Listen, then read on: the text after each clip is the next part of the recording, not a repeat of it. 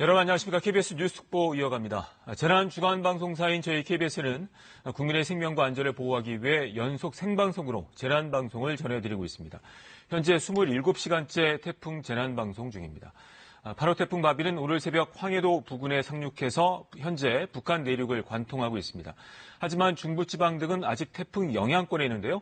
특히 기습적인 폭우와 강풍 가능성이 있기 때문에 태풍 영향권에서 완전히 벗어날 때까지 저희 KBS는 뉴스 특보로 신속하게 보도해드리겠습니다. 오늘 오전까지는 철저한 대비가 필요합니다. 먼저 재난방송센터 연결해서 현재 태풍 상황 알아보겠습니다. 자, 신방식 기자, 태풍 바비가 오늘 새벽에 황해도에 상륙을 했는데 현재 태풍 위치와 상황 어떻습니까? 네, 태풍은 오전 5시 30분쯤 북한 황해도 옹진반도 부근에 상륙을 했습니다. 어젯밤 9시 목포 부근 서해상을 지난 지 8시간 반 만인데요. 지금은 북한 평양 남서쪽 내륙을 지나고 있는데 내일 새벽쯤 온대 저기압으로 약해지겠습니다.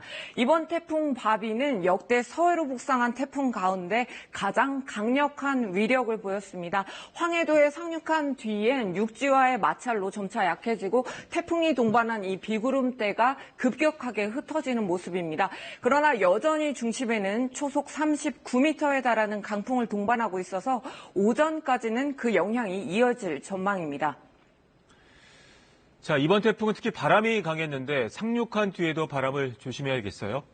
네, 태풍은 상륙을 했지만요. 여전히 중심에서 시계 반대 방향으로 비교적 강한 남서풍이 계속 유입이 되고 있습니다. 태풍특보는 오전 9시를 기해 해제되겠지만 서해 5도와 수도권 그리고 흑산도, 홍도에는 강풍특보가 계속되는 가운데 오전까지는 강풍에 주의를 해야 합니다. 이번 태풍 강풍 기록을 보면요. 전남, 신안, 흑산도에서 순간 최대 풍속이 초속 47.4m로 강했습니다. 또 서해안을 중심으로 새벽 한때 초속 40m가 넘는 강풍 기록이 속출했습니다. 앞으로도 중부 서해안 지역엔 순간적으로 초속 30에서 40m에 이르는 강풍이 몰아칠 가능성이 있습니다. 또 서울 등 그 밖의 중부지방에도 초속 20에서 30m의 강풍이 예보가 돼 있습니다. 자, 그리고 이번 태풍으로 비도 많이 내렸는데 현재 상황은 어떻습니까? 네, 레이더 영상을 보면서 비구름의 모습을 확인해 보겠습니다. 현재 태풍의 중심부에 강한 비구름은 주로 북한 쪽으로 올라가 있는 상황입니다. 지금은 중부 서해안 쪽에 태풍이 남긴 비구름이 지나고 있고요. 또 영남 지방에도 남북으로 긴 띠 형태의 비구름이 자리 잡고 있는데 1시간 전보다는 다소 약해졌습니다. 그러나 남해상에서 계속 발달한 비구름이 올라오고 있어서 이 지역에서는 빗길에 조심을 하셔야겠습니다. 오늘 태풍의 영향에 에서 벗어나겠지만요. 남서쪽에서 또다시 비구름대가 다가오고 있습니다. 주말까지는 비가 이어지는 곳이 많겠는데 내일까지 남부지방엔 남해안과 지리산 부근을 중심으로 최고 200mm의 비가 더 내리겠다고 기상청은 예보했습니다. 끝까지 피해가 없도록 대비를 늦춰서는 안 되겠습니다. 지금까지 재난방송센터에서 KBS 뉴스 신방식입니다. 지금부터는 주요 지점을 연결해서 현재 상황 알아보도록 하겠습니다. 태풍 바비는 황해도로 상륙을 했지만 서해 중부 바다 등에는 아직 태풍특보가 내려져 있습니다. 인천 연안부두에 나가는 취재기자 연결해서 현재 상황 알아보도록 하겠습니다. 자, 이승재 기자, 태풍이 멀어지고 있는데 인천 쪽 상황은 어떻습니까? 네, 이곳에는 몇 시간 전쯤에는 몸을 거느기 어려울 정도로 거센 바람이 불었었는데요. 시간이 지날수록 세기는 다소 약해지고 있는 상황입니다. 다만 평소보다는 바람이 불어 태풍의 영향권에 있다는 것을 느낄 수 있는데요. 태풍 경보는 현재 서해 중부 전 해상과 인천과 경기 서해안 지역에 내려져 있습니다. 인천 지역에선 오전 7시 기준으로 순간 최대 풍속 초속 30m가 넘는 바람이 관측된 곳은 두 곳이었는데요. 인천 옹진군의 서수도와 대연편도에 30m가 다소 넘는 강풍이 관측됐습니다. 강수량은 오전 7시를 넘어서는 시간당 20mm가 넘는 강수 지역은 없는 상황입니다. 하지만 수도권은 태풍 영향권에 있어 계속해서 비가 내리는 지역이 있을 것으로 예상되고 있습니다. 자, 그리고 이번 태풍으로 차량이 통제되는 곳이 있습니까? 네, 그렇습니다. 인천 일부 지역에 초속 20m 안팎의 강풍이 불어 교통 통제가 이루어지고 있는데요. 강화군 교동대교와 성모대교가 전면 통제된 상태입니다. 이곳에선 10분간 평균 풍속 초속 24에서 25m를 기록했습니다. 또 인천공항으로 가는 길목인 인천대교에선 차량을 서행시키고 있습니다. 영종대교에 대한 차량 통제는 현재는 이뤄지지 않고 있는 상황입니다. 태풍 피해 신고도 접수돼 있는데요. 인천 소방본부에 따르면 오늘 오전 6시 기준으로 태풍 피해 신고 20여 건이 접수됐는데 피해는 간판과 현수막 등이 떨어진 걸로 파악이 됐는데 인명피해는 접수되지 않은 상태입니다. 또 태풍의 영향으로 항로 운항은 전면 통제된 상태입니다. 인천항 운항관리센터는 오늘 인천과 섬 지역을 오가는 12개 항로의 여객선 15척 운행을 통제하고 있습니다. 지금까지 인천 연안부두에서 KBS 뉴스 이승재입니다. 저희가 어제부터 보도를 해드렸는데 태풍 바비가 북상을 하면서 오늘 아침 수도권 상황에 대한 우려가 참 컸습니다. 태풍은 현재 북한에 상륙해 멀어지고 있는 상황인데요. 이 출근길과 수도권 상황은 어떤지 알아보도록 하겠습니다. 서울 도심에 취재기자 나가 있습니다. 자, 김지로 기자, 현재 서울 상황 어떻습니까? 예, 바람은 점차 잦아들어서 세차게 분다는 느낌은 들지 않습니다. 그러나 비는 계속해서 내리고 있습니다. 아직까지는 태풍의 영향권이라는 것을 느낄 수가 있는데요. 당초 오늘 새벽 서울 지역에 강풍 피해가 많이 우려됐었지만 큰 피해는 없는 것으로 집계되고 있습니다. 새벽 4시 반쯤 서울 양천구에 있는 주택 지붕 위에 덮어둔 샌드위치 패널이 강풍에 날아가는 등 태풍 피해 신고가 40여 건 집계되긴 했습니다. 그러나 대부분 시설물 손상이고 인명피해는 없었다고 소방당국은 전했습니다. 출근길에 대한 우려가 컸는데 현재 상황은 어떤지요? 예, 태풍 특보 소식부터 전해드립니다. 기상청은 잠시 뒤 오전 9시를 기해 이 지역 태풍 특보를 해제한다고 밝혔습니다. 하지만 강풍주의보는 서울 전역에 아직까지 발령이 된 상태입니다. 따라서 출근길 안전에 계속 유의가 필요해 보입니다. 서울과 경기 지역에는 오늘까지 20mm에서 최대 80mm의 비도 예보돼 있습니다. 지금까지 서울 광화문광장에서 KBS 뉴스 김진호입니다. 지금 전해드린 것처럼 오전 9시 잠시 뒤에 이제 태풍특보가 해제될 예정입니다. 대신 이제 강풍특보는 계속해서 발효 중입니다. 지금부터는 각 지역의 상황, 태풍이 지나갔던 길목들의 상황들을 짚어보도록 하겠습니다. 태풍 바비의 첫 길목이었던 제주 지역에선 크고 작은 피해가 속출했습니다. 특히 강풍 피해가 잇따랐는데요. 허지영 기자가 취재했습니다. 7층짜리 아파트 외벽이 뜯겨나갔습니다. 뜯긴 외벽은 종잇장처럼 구겨져 도로에 널브러져 있습니다. 네, 소리 진짜 크게 났어요. 그래서 네, 여기 건물 사람 아니어도 여기 앞에 건물 사람도 한두 명도 나오긴 하더라고요. 그래서 당시 제주 시내엔 초속 20m가 넘는 거센 바람이 몰아쳤습니다. 거리에 간판이 날아갈 정도입니다. 건물 외벽이 바로 앞에 주차돼 있던 승합차를 덮치며 이렇게 유리는 완전히 산산조각 난 상태입니다. 주택 2층 테라스를 둘러싸고 있던 유리창도 강풍의 위력을 견디지 못한 채 산산조각이 났습니다. 지붕도 찢기듯 뜯겨나갔습니다. 와장창 길 소리 나길래 잠 깨가지고 나와보니까 여기 다 부셔져 있고 다 지붕 날라가 있고. 태풍의 영향을 가장 강하게 받은 제주 서쪽 지역 한 양돈장에선 지붕이 일부 날아가 앙상한 뼈대만 남았습니다. 제주 동쪽 우도에도 초속 20m가 넘는 바람이 불며 폭포가 거꾸로 솟구치는 모습이 카메라에 잡히기도 했습니다. 어제 하루 관측된 제주 지역 최대 순간풍속은 초속 36.4m, 가로수가 뿌리채 뽑힐 정도의 강한 바람에 제주 소방안전본부엔 140여 건의 피해가 접수됐지만 인명피해는 발생하지 않았습니다. 제주시와 서귀포 일부 지역 880여 가구에선 한때 정전 피해도 잇따랐습니다. 태풍특보가 발효된 제주공항에선 어제 하루 항공편이 모두 결항됐고 제주 항로의 여객선 운항도 전면 통제됐습니다. KBS 뉴스 허지영입니다. 광주와 전남 지역에서도 피해가 잇따랐습니다. 특히 순간 최대 풍속 40m가 넘는 강풍으로 인한 피해가 컸는데요. 이 광주 전남 지역 상황 김정대 기자가 보도합니다. 거친 파열음을 내며 포구둑을 넘어선 파도가 인근 상가 앞까지 들이닥칩니다. 조금에 일하는데 살이 빠져서 난리 났겠다.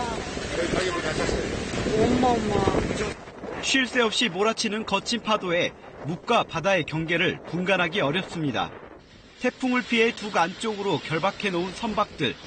하지만 높게 이는 파도는 이마저 집어삼킵니다. 해상에 태풍 경보가 내려지면서 목포와 여수 등 전남 지역 54개 항로 66척의 선박 운항이 중단됐습니다. 소방대원이 수직으로 매달린 주유소 간판에 안전조치를 취합니다. 태풍이 지나갈 때쯤 강한 바람이 불면서 한쪽 지지대가 떨어진 겁니다. 전남 지역에서 기록된 순간 최대 풍속은 초속 40m 이상. 강한 바람에 주택 지붕은 종이처럼 뜯겨나갔고 도로의 가로수들은 힘없이 꺾여 쓰러졌습니다. 신안 가거도에서는 주택 4가구가 정전됐고 비상 관측기도 정전으로 인해 작동을 멈췄습니다. 태풍 영향권에서 벗어난 뒤에도 강풍에 쓰러진 가로수 제거와 막힌 배수구를 뚫느라 소방대원들은 늦은 밤까지 복구 작업을 이어갔습니다. 이 밖에도 도로 중앙 분리대가 떨어지거나 아파트 신축 공사 현장에 가림막이 이탈되는 등 태풍 바비가 북상한 어제 하루 광주와 전남 지역에서만 80여 건의 피해가 접수됐습니다. KBS 뉴스 김정대입니다. 이번엔 시청자 여러분들이 보내주신 제보 영상과 사진을 살펴보도록 하겠습니다. 제보 영상은 태풍 상황과 또 피해를 예방하는 데 큰 힘이 됐습니다. 박영민 기자 나와 있습니다. 자, 지금 태풍이 이제 빠져나가고 있습니다만 이제 밤사이에 제보 영상이 많이 들어왔다고요? 네, 이번 태풍이 강풍을 동반하다 보니까 그 바람 피해를 많이 입은 지역을 중심으로 제보가 들어왔는데요. 날이 밝으면서부터는 서해안과 가까운 수도권 지역을 중심으로 제보가 더 많이 들어오고 있습니다. 그럼 제보 영상 보면서 설명드리겠습니다. 먼저 마지막 고비를 넘기고 있는 수도권입니다. 오늘 새벽 5시 30분쯤 경기도 고양시 쿠팡 물류센터 정문 앞 모습인데요. 강풍에 중앙 분리대가 무너져 있습니다. 제보자께서 당장 위험한 상황은 아니지만 이곳을 지나는 차들이 갑자기 차선을 바꿔야 해서 사고가 염려된다며 보내주셨습니다. 제가 조금 전에 들어오기 전에 확인을 해보니까 지금은 구청에서 조치가 모두 끝났다고 합니다. 다음 영상은 오늘 새벽 4시 30분쯤 서울 양천구 신월동 모습입니다. 소방대원들이 지금 수습을 하고 있는 게 지붕 위에 덮여있던 샌드위치 패널입니다. 이 비를 막기 위해 설치해둔 패널인데 이게 그 강풍에 날아간 겁니다. 태풍이 패널이 1층으로 떨어지면서 지하 1층에 살던 60대 남성이 손가락이 다치는 경상을 입었습니다. 바람에 날릴 수 있는 물건이나 지붕은 반드시 미리 결박을 해두셔야겠습니다. 다음은 인천 중구에서 오늘 새벽 3시 30분쯤 촬영된 영상입니다. 인천공항 화물터미널에서 근무하는 제보자께서 직원 주차장에서 찍은 영상인데요. 화면을 보시면 앞으로 걸어가다가 그대로 뒤로 밀려나는 모습이고요. 다시 앞으로 가보려고 하지만 쉽지 않습니다. 이 영상에서 보듯이 비가 많이 오는 건 아닌데 바람이 강한 이번 태풍의 특성을 그대로 보여주는 영상입니다. 바람이 강해 화물터미널에서는 컨테이너 등이 날아가지 않게 결박을 해둔 상황이라고 합니다. 다음 영상 보시겠습니다. 이번 태풍의 가장 큰 영향을 받은 남부지방인데요. 이제 태풍의 영향권을 벗어나고 있습니다. 지금 보시는 영상은 전북 남원에서 오늘 새벽 0시 40분쯤 찍힌 사진인데요. 비가 많이 내리면서 고구마 농장의 토사가 아래로 흘러내렸고 지나가던 차도 고립됐습니다. 이 호남 지역은 이번 집중호우로 이미 큰 피해를 입은 뒤 아직 복구가 다 이뤄지지 않고 지반도 많이 약해진 상태입니다. 이 지역에 아직 많은 양의 비가 예보되어 있는 만큼 특히 주의하셔야겠습니다. 다음 영상입니다. 어젯밤 11시 30분쯤 전남 무안군 김대중대교 인근입니다. 어둡다 보니까 잘 느껴지지 않을 수도 있는데요. 신호등을 자세히 보시면 그 앞뒤로 흔들리는 모습이 보이실 겁니다.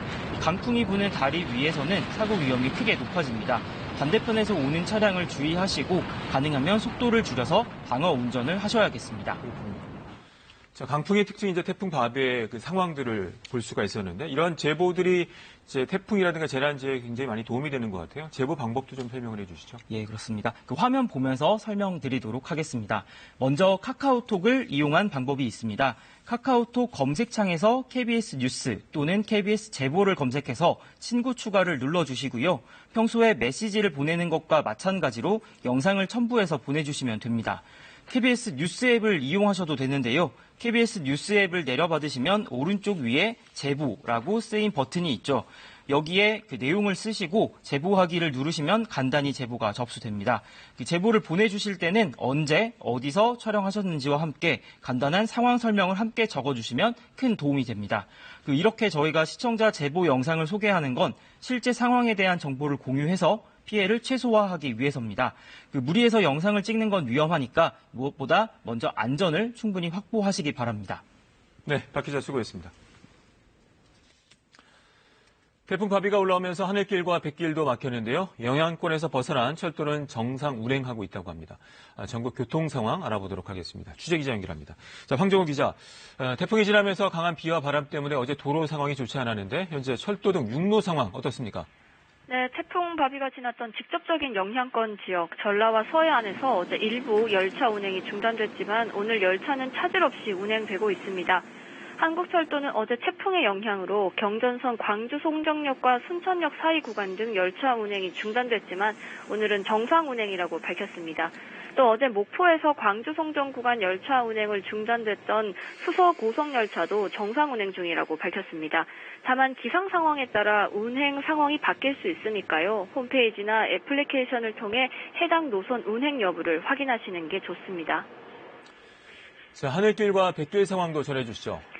네, 중앙재난안전대책본부 오늘 새벽 6시 기준 집계를 보면 어제부터 11개 공항 438편의 항공기가 결항됐다고 밝혔는데요. 태풍 영향권에서 벗어난 제주항공은 오늘 6시 20분 재구발 항공기가 도착하는 등 운항이 정상화되고 있고 하지만 김포공항에서 제주로 가는 첫 운항이 지연되는 등 기상 상황에 따라 항공편의 차질이 빚어지고 있기 때문에 예매한 항공사 홈페이지 등을 통해서 실시간 확인하시는 게 가장 빠릅니다. 또 태풍이 이동하면서 공항 기상 상황도 계속 바뀌고 있는데요. 김포공항엔 태풍과 강풍 그리고 윈드시어, 돌풍경보가 함께 내려져 있고요. 인천공항엔 강풍경보, 대구와 김해공항엔 천둥 번개 경보가 지속되고 있습니다. 바닷길 상황은 좋지 않습니다.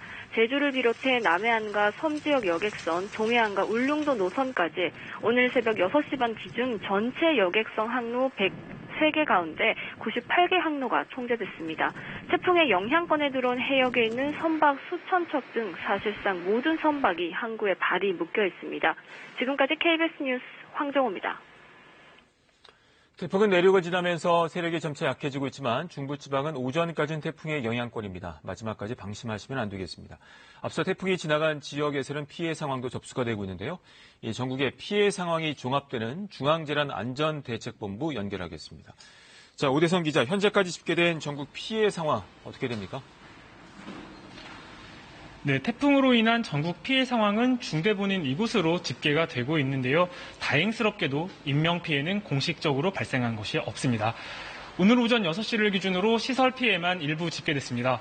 먼저 강풍의 영향으로 가로수가 쓰러지거나 가로등 및 전신주가 피해를 입는 등 60건의 공공시설 피해가 파악됐습니다. 이어 사유시설 피해도 41건으로 집계가 됐는데 역시 바람의 영향으로 간판이 파손되거나 건물 외벽이 뜯기는 경우 등입니다. 특히 충남 태안군의 양식장은 일시 정전 후에 비상발전기가 과부하로 고장이 나면서 넙치 200만 마리가 폐사하는 피해를 입었습니다. 일시 대피 인원은 어젯밤에 집계된 것보다 조금 늘었는데요. 지난 집중호우 때 산사태 피해 지역인 전남 곡성의 13대 29명의 주민이 산사태 가능성에 따라 인근 숙박시설로 대피를 했습니다. 정전도 잇따라 발생했는데요. 공식적으로 집계된 것만 제주 800여 가구, 광주 300여 가구, 충남 300여 가구, 전남 신안의 90여 가구가 불편을 겪었고요.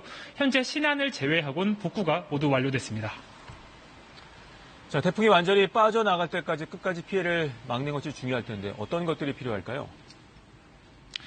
네, 저희가 특보를 계속해서 진행하면서 이렇게 피해 상황을 전달하는 건 같은 피해를 예방하기 위해서입니다. 태풍의 영향권에서 완전히 벗어날 때까지는 끝까지 긴장을 놓지 말고 주의할 필요가 있습니다. 먼저 강풍의 영향으로 가로수가 쓰러지거나 간판 등의 시설물이 언제 또 어디에 떨어질지 모르는 만큼 출근길에 각별한 주의가 필요합니다. 밖에 나갈 땐 나무나 전신주, 유리창이 있는 곳은 피해서 이동을 하고 운전자는 차도에 도로가 파인 곳이 있다면 위험한 만큼 잘 살펴서 운행을 해야 합니다. 특히 지난번 집중호우로 집안이 많이 약해져 있는 만큼 산사태 위험 지역에 있다면 안전한 곳으로 대피를 해야 합니다. 중대본이 어젯밤 10시를 기해서 비상대응 단계를 최고 수준인 3단계로 올렸는데요. 지금 현재도 마찬가지 수준이 유지되고 있습니다. 태풍 영향권에서 완전히 벗어나는 마지막까지는 방심하지 말고 조심할 필요가 있습니다. 지금까지 중앙재난안전대책본부에서 KBS 뉴스 오대성입니다. 자, 이번엔 서울시 재난안전상황실을 연결해서 서울 상황 알아보도록 하겠습니다. 취재기자 연결합니다. 자, 민정희 기자. 자, 서울시도 밤새 분주했을 것 같은데 현재 그곳 상황 어떻습니까? 네, 제가 지금 나와 있는 서울시청 재난안전상황실에서는 현재 서울 곳곳의 상황을 실시간으로 확인하고 있습니다. 오늘 서울의 누적강 수량은 5mm 정도로 많은 비가 내리진 않았는데요. 서울시는 앞서 어제 저녁 6시부터 비상대응 2단계를 발령하고 태풍 바비에 대비해 왔습니다. 태풍이 지나감에 따라 조금 뒤인 9시부터는 태풍 경보가 주의보로 내려가고 비상대응 단계도 해제될 것으로 보입니다. 서울의 풍속은 현재 지역에 따라 초속 2m에서 최대 8m 정도입니다. 태풍이 북한에 상륙하면서 바람이 가장 강한 시점은 넘겼습니다. 서울시 관계자는 서울이 현재 태풍의 영향권에서 사실상 벗어났다고 설명했습니다. 오늘 오전 8시를 기준으로 서울에서 시설물 피해는 22건 확인됐고 인명 피해는 없었습니다. 서울시는 25개 자치구에 있는 코로나19 실외 선별진료소를 오늘 오전 9시부터 오후 1시까지 한시적으로 중단하기로 했습니다. 또 서울시 공공자전거인 따릉이의 운행도 어제 저녁부터 태풍이 소멸할 때까지 중단됐습니다. 자, 그리고 서울 시내에서 태풍에 취약한 지점은 어디인지요?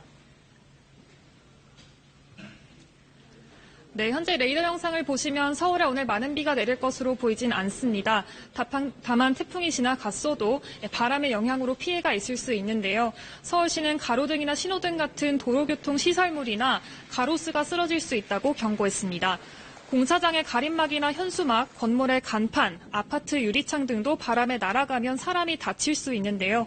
외출을 하지 않는 게 가장 좋고 부득이하게 하실 경우엔 오래된 건물이나 공사장 주변은 피하시는 게 좋습니다.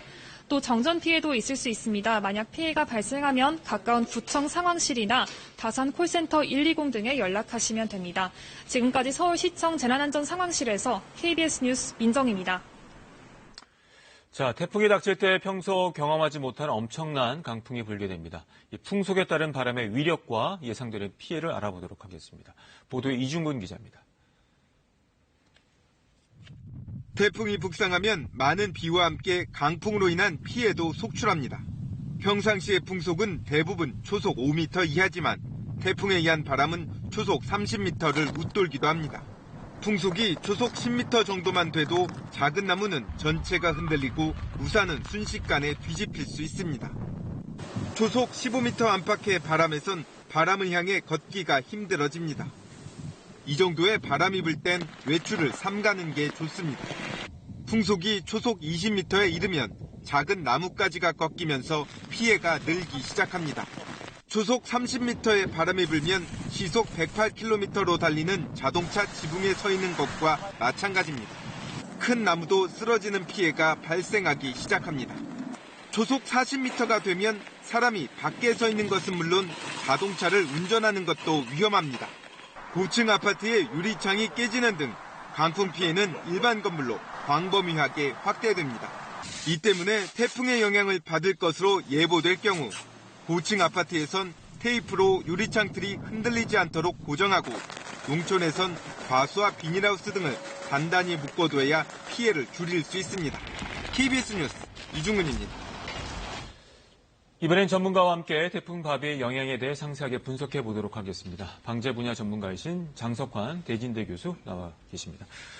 자, 어서 오십시오. 예, 안녕하십니까. 자, 현재 상황들을 보면은 이제 오전 5시 30분에 황해도에 상륙을 했고 이제 수도권 같은 경우 태풍의 영향을 벗어나고 있는데요. 현재 상황을 어떻게 봐야 될까요, 교수님? 물론 이제 태풍의 영향권은 벗어났다고 얘기할 수 있습니다. 그러나 지금 벗어났다고 하는 것은 태풍의 중심에서 벗어났다고 하는 거죠. 전체의 영향권에서 벗어났다고는 얘기를 하기가 어렵습니다. 태풍의 영향권이 200km에서 300km 정도 해당이 되기 때문에 지금 이제 황해도까지 넘어갔지만 아직도 태풍의 흐름과 그 영향권에서 그 아직 강풍의 요소가 좀 남아있다 이렇게 말씀드릴 수가 있고요. 이번 태풍은 굉장히 내륙 쪽으로 갔음에도 불구하고 강풍이 아직도 남아있는 그렇죠. 이유는 짧은 기간에 많은 에너지를 가지고 왔는데 이번 태풍이 진행 속도가 굉장히 빠르지 않습니까? 네. 빠르게 진행이 되면서 에너지를 충분하게 방출하지 못한 상태로 넘어갔기 때문에 그렇군요. 아직도 바람의 영향이 있다고 볼 수 있습니다. 네. 다행한 것은 태풍의 세력이 우리가 예상했던 것보다는 조금 약화가 돼서 좀 피해를 줄일 수 있었다 이렇게 볼 수 있습니다. 알겠습니다. 잠시 뒤 기상청에서는 9시에 태풍 특보는 해제가 될 것 같고요. 이제 강풍특보로 대체가 되는데 말씀해 주신 것처럼 지금 올라간 지역들을 보면 서해안으로 올라온 태풍 중에 가장 강력했고 예. 또 앞서 보도를 해드렸습니다만 흑산도 같은 경우는 최대 순간 풍속이 47.4m, 굉장히 강한 태풍 아닙니까? 어떻게 그렇습니다. 좀 평가를 해주신다면요?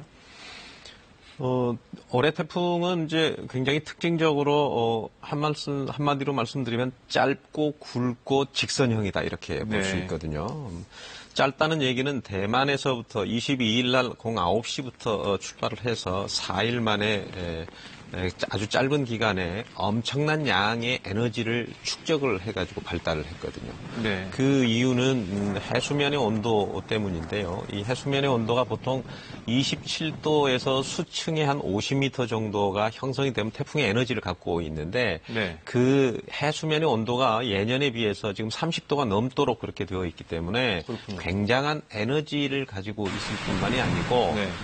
진행하는 속도가 굉장히 빨라서 우리나라의 서해안에 도착을 할 때는 굉장한 영향을 줄 수 있고 지금 이제 거의 끝나가고 있습니다만은 군대도 제대 말년이 굉장히 중요하지 않습니까? 네, 조심해야 말씀하셨죠. 되고 네. 그런 것처럼 지금 끝나가는 시점에 선제적으로 잘 대응을 해왔기 때문에 앞으로 더 잘 대응을 해서 마무리를 좀 잘 했으면 좋겠습니다.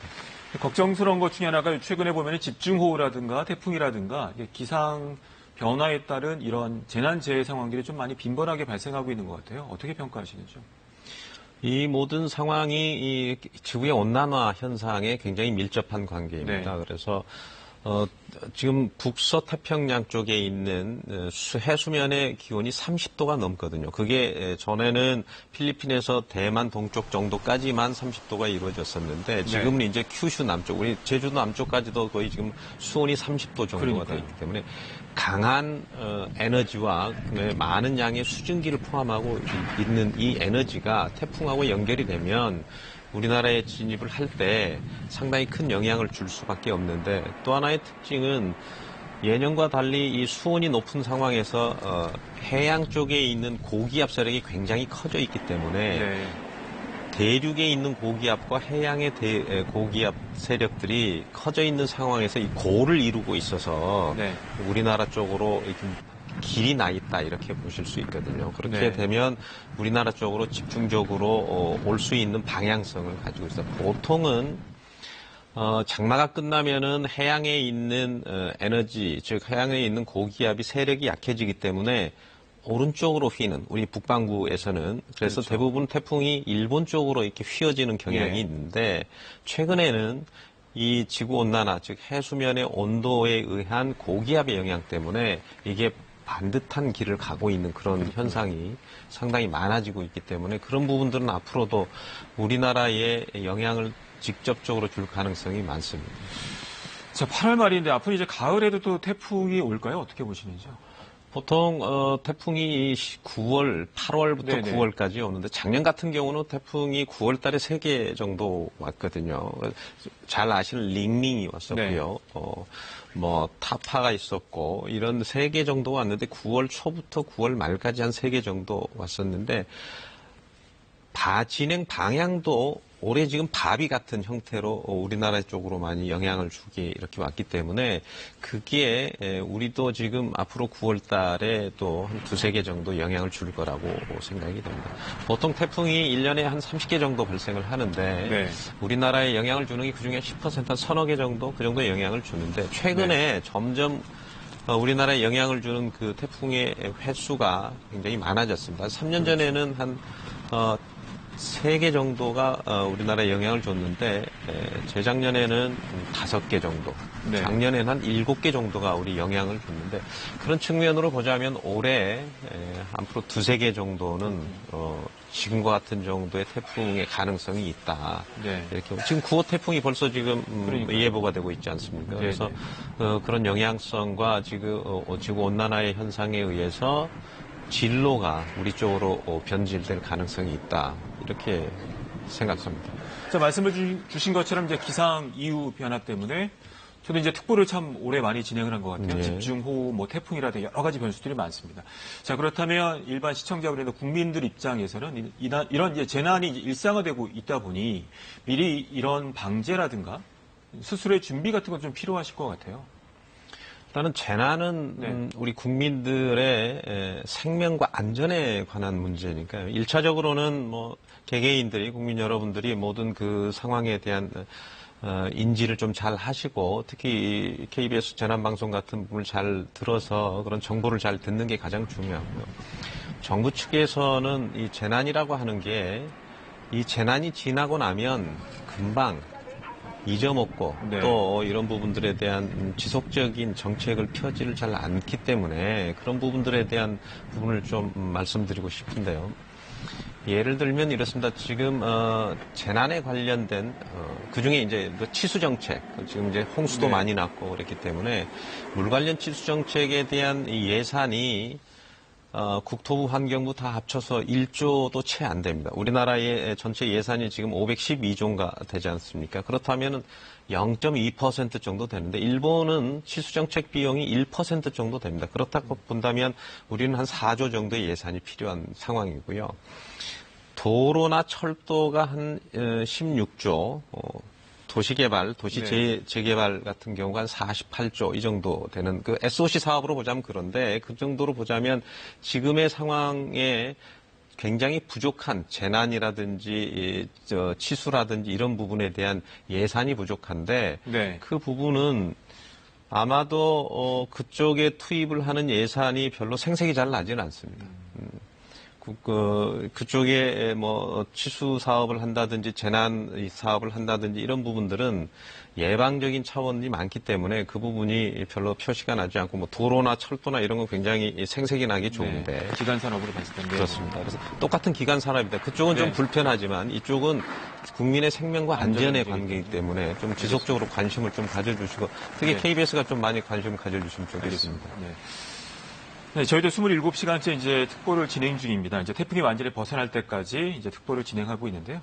자, 이번에 보면은 이제 기상청 예보가 좀 맞지 않았다는 지적도 있었습니다. 어떻게 보시는지요? 예, 좀 안타깝습니다. 한 두 가지 정도의 측면으로 볼 수 있는데 하나는 이제 기상청이 과거에 좀 맞지 않는 예보 때문에 너무 많은 여러 가지 곤란한 상황을 많이 겪어서 좀 보수적으로 예보를 하는 것 같습니다. 그래서 피해가 조금 온 것을 크게 얘기할 수 있도록 그렇게 예보가 시스템이 좀 되어 있는 것 같고요. 그런 측면에서는 보수적으로 하는 것은 괜찮습니다만은 그래도 이제 너무 많이 보수적으로 하는 것은 좀 문제가 있고요. 두 번째는 기후 예보라고 하는 것이 전 지구의 데이터를 가지고 오고 그다음에 국지적인 우리나라에 있는 상황의 데이터를 가지고 수치 예보를 통해서 예보를 하는데 지금과 같은 기상 이변, 기후 변화 이런 것들이 이 수치 지도나 수치 해석에 충분하게 반영이 못 되는 경험이 있거든요.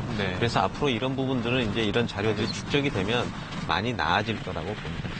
노르웨이 기상청 이런 얘기 많이 하시는데 그 부분은 어쩌다가 맞을 수는 있지만 그것을 꼭 신뢰할 수 있다 이렇게 보기는 어렵습니다. 네. 자, 질문 한 가지만 더 드리도록 하겠습니다. 현재 현 시점으로 봤을 때는 이제 9시경에 태풍특보가 해제가 되고 이제 강풍특보로 대체가 될 텐데요. 현 시점에서 어떤 점을 가장 주의하고 신경을 써야 될까요? 태풍이 이제 지나고 난 이후에 예를 들면 지하수의 영향에 의해서 싱크홀에 대한 부분을 어제 그런 사고가 있었죠. 어제 구리시에서 그런 얘기가 있었죠. 또 하나는 이제 일부 단전이 된 지역이 있기 때문에 그 단전이 되거나 또 가스라든지 이런 부분들이 있으면 혹시 피신을 했다가 집에 들어가실 때는 환기도 좀 시키고 시간을 좀 가진 다음에 하고 지금 여러 가지 가구라든지 그다음에 전기 제품이라든지 이런 부분들의 문제가 생길 때는 반드시 전문 업체에 좀 맡겨서 사후 관리에 좀 예방을 썼으면 좋겠습니다. 네, 오늘 말씀 잘 들었습니다. 태풍이 북상할 때는 평소 상상하기 힘든 강한 바람이 불면서 곳곳에서 피해가 발생합니다. 강풍 피해 예방 요령 이승준 기자가 전해드립니다. 순간 최대 풍속 초속 60m. 당시 관측사상 가장 강한 바람을 동반했던 태풍 매미. 송전탑이 쓰러지고 곳곳에서 가로수가 뽑히는 등 강풍 피해가 속출했습니다. 강풍 피해를 막기 위해선 무엇보다 불필요한 외출을 하지 말아야 합니다. 바람이 강하게 불기 시작하면 집 주변에 바람에 날릴 수 있는 물건은 집 안으로 옮겨두고 출입문과 창문은 닫아야 합니다. 낡은 집에서는 지붕을 단단히 고정하고 지붕 위나 집 바깥에서의 작업은 피해야 합니다. 거리에서 강풍이 휘몰아칠 때는 쓰러질 위험이 있는 나무 밑으로는 피하지 말고 차량을 운전하고 있을 때는 속도를 줄여야 안전합니다.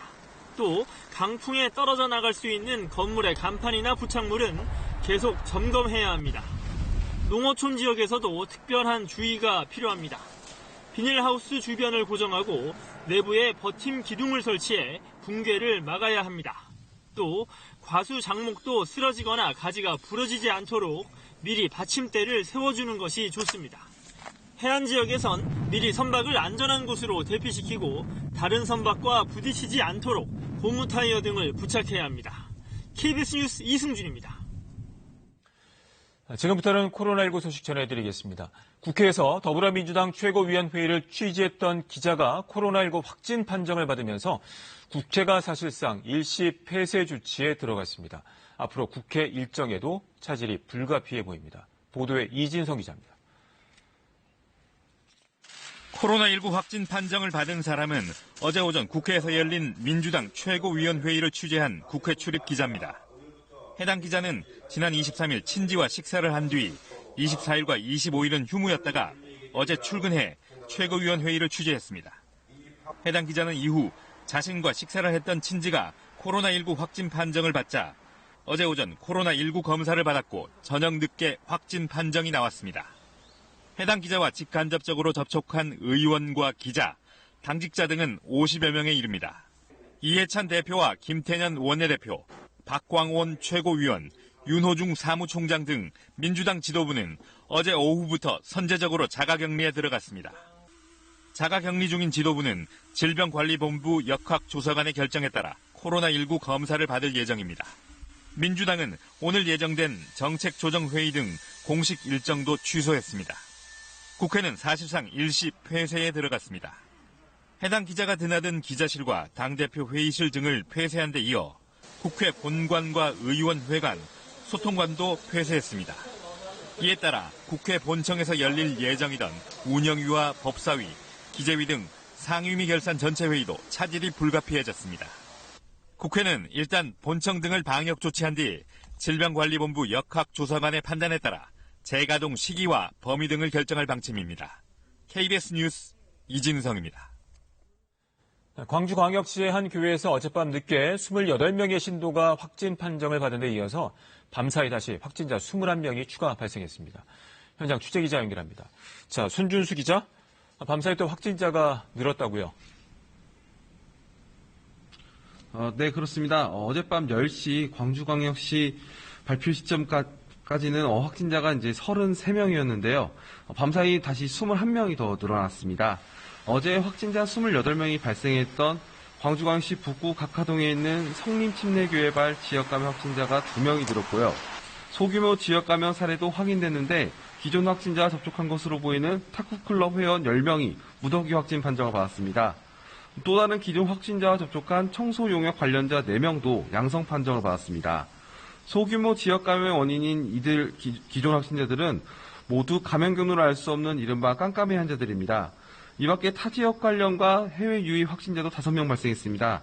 특히 무더기 확진 판정을 받은 광주 성림침례교회 관련해서는 여전히 신도들에 대한 검사가 진행 중이어서 확진자는 더 늘 수 있습니다. 지금까지 나온 확진자들을 살펴보면 교회 관련 30명, 탁구클럽 10명, 청소 용역 관련 4명 등 이틀 동안 54명의 확진 판정을 받은 겁니다. 자, 집단 감염이 발생을 했는데 광주광역시 대응 어떻습니까? 네, 지난 2월 초 광주에서 코로나19 확진자가 처음으로 나온 다음에 하루 만에 이렇게 많은 숫자가 나온 곳은 처음입니다. 광주시는 교회뿐만 아니라 탁구클럽 등 다양한 경로에 이제 확진자가 나오면서 광주광역시도 조금 전에 긴급대책회의에 다시 들어갔습니다. 현재는 확진자 증상에 따라 병원을 배정하고 확진자 역학조사를 통해 추가 접촉자 파악에 나선 상황입니다. 앞서 전해드린 것처럼 이번 교회발 집단 감염은 서울 광화문 집회 참석자가 그 시작점이라고 할 수 있는데요. 하지만 집회에 참석한 것으로 추정되는 40여 명의 소재가 여전히 확인되지 않는 것으로 알려졌습니다. 그만큼 어디서 어떤 식으로 관련 확진자가 나올지 방역당국의 우려가 큽니다. 최근 광주에서는 무증상 감염자는 물론 감염 경로가 불분명한 이른바 깜깜이 확진자까지 크게 늘어난 상황인데요. 이 때문에 광주시는 오늘 오전 11시 민간공동대책위원회를 소집해 사회적 거리두기 단계를 3단계로 격상할지 2단계를 유지하면서 강화된 대책을 보완하는 방식을 취할지 결정할 예정입니다. 지금까지 광주광역시청에서 KBS 뉴스 손주수입니다. 부산 코로나19 집단 감염이 러시아 선원발이라는 사실이 잇따라 확인되고 있습니다. 학교 두 곳에 이어서 선박 부품업체 관련 집단 감염도 러시아 선원과 관련이 있다는 것이 유전자 조사로 밝혀졌습니다. 강혜슬 기자가 취재했습니다. 관련 확진자 10명이 발생한 부산 사상구의 한 선박 공구업체. 경로가 불분명했던 이곳의 집단 감염 원인도 러시아 선원발로 확인됐습니다. 유전자 검사 결과 러시아 선원에게서 나타난 유전자 GR 형태였습니다. 또 감염원이 모호한 192번째와 195번째 확진자의 유전자도 러시아 선원과 같은 형태였습니다. 이로써 학교 두 곳과 선박 부품업체 관련자 등 부산의 확진자 53명의 감염원이 러시아 선원발로 나타났습니다. 아직 감염원을 밝혀내지 못한 곳은 두 곳, 7명의 관련 확진자가 발생한 한진중공업과 14명이 감염된 198번째 확진자 관련 집단 감염입니다. 부산시는 한진중공업의 경우 러시아 선원발에 무게를 두고 있지만 198번째 확진자에 대해서는 다른 가능성을 열어놓고 있습니다. 이 확진자가 유통 물류업에 종사하며 지역 간 이동을 많이 한 점에 주목하고 있습니다. 실내 골프 연습장까지 이어지는 감염도 아직 감염원이 명확하게 밝혀져 있지 않습니다. GH그룹이라서 이게 아마 수도권이나 다른 지역으로부터 감염이 시작됐을 것으로 생각하고 있습니다만. 부산에서는 확진자가 9명 늘었습니다. 부산 진구의 한 목욕탕과 관련해 이미 3명에 이어 4명의 확진자가 또 발생했습니다. 부산시는 목욕탕을 집합금지명령 대상에 포함하는 것을 검토 중입니다. 다른 5명은 기존 확진자들과의 접촉자로 파악됐습니다. 이런 가운데 부산시는 여전히 연락이 닿지 않은 광화문 집회 참석자 170여 명에 대해 이후 확진 시 구상권을 청구한다는 방침입니다. KBS 뉴스 강예슬입니다. 의사협회 집단 휴진에 대해서 정부가 초강경 대응을 예고했습니다. 문재인 대통령은 원칙적인 법 집행을 통해 강력하게 대처하라고 지시했고 정세균 총리는 법이 허용하는 최대한의 제재 조치를 취하겠다고 말했습니다. 국민의 생명을 담보로 한 집단 행동을 용납하지 않겠다는 겁니다. 우수경 기자입니다. 문재인 대통령은 의사협회의 집단 휴진에 대해 강력히 대처하라고 지시했습니다. 문재인 대통령은 오늘 대한의사협회의 2차 총파업과 관련해 원칙적인 법 집행을 통해 강력하게 대처하라고 지시했습니다. 의료 공백이 생기지 않도록 비상진료 계획을 작동하라고도 지시했고 청와대 의료현안 TF의 책임자를 사회수석에서 정책실장으로 올렸습니다. 이후 국무총리가 주재하는 범정부 긴급대책회의가 열렸습니다.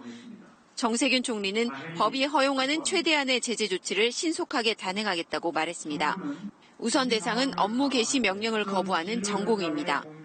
코로나19가 위기 상황임을 감안할 때 인내심을 갖고 현장 복귀를 기다리기에는 너무나 급박한 상황이라는 점을 유념해 주시기 바랍니다.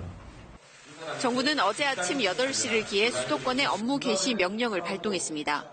국민의 생명과 안전을 보호하는 것은 국민이 정부에게 부여한 최우선적인 임무이기 때문에 정부는 이를 엄격히 이행해야 합니다.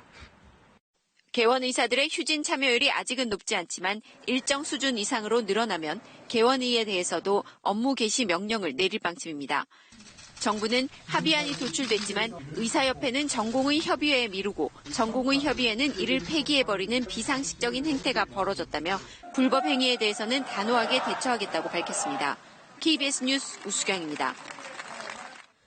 의사들의 집단 휴진 첫날인 어제 대부분 동네 의원들이 문을 열었지만 환자들의 불편도 곳곳에서 있었습니다. 정부가 의료법을 근거로 전공의와 전임의를 상대로 곧바로 업무 개시 명령을 발동했지만 의사협회는 법 자체가 악법이라며 단 한 사람이라도 행정처분을 받으면 무기한 총파업에 들어갈 것이라고 반발했습니다. 이어서 김민혁 기자입니다. 서울 여의도의 한 의원. 문은 열려 있고 병원 직원도 출근했는데 진료는 받을 수 없습니다. 오늘 오후 중에라도 잠깐 진료 안 되거나 아예 안 돼요? 집단 휴진 때문입니다. 인근의 또 다른 의원은 아예 3일간 휴진이라고 붙여놨습니다. 집단 휴진 첫날 대다수의 의원급 의료기관이 정상적으로 운영했지만 일부 의료기관이 문을 닫아 환자 불편이 이어졌습니다. 동네 위원 같은 데서 파업을 하면은 사람 많이 찾아오는 병원까지 가야 돼서 불안하기도 하고 왔다 갔다 하는 불편함도 감수해야 되지 않을까. 어제 의사협회의 집단 휴진엔 동네 의원 10곳 중 한 곳만 동참한 것으로 집계됐습니다. 일부 대학병원에선 환자 수술까지 연기된 가운데 정부는 의료법을 근거로 업무 개시 명령을 내렸습니다.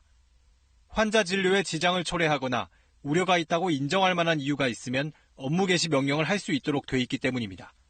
정당한 사유 없이 따르지 않으면 면허 정지 처분이나 3년 이하의 징역 또는 3천만 원 이하의 벌금형을 받을 수 있습니다. 의사협회는 이 법 자체가 위헌 소지가 있는 악법이라며 반발했습니다. 단 한 명의 의사라도 행정처분을 받거나 형사고발을 당하면 더 큰 저항에 직면하게 될 것이라고 경고했습니다.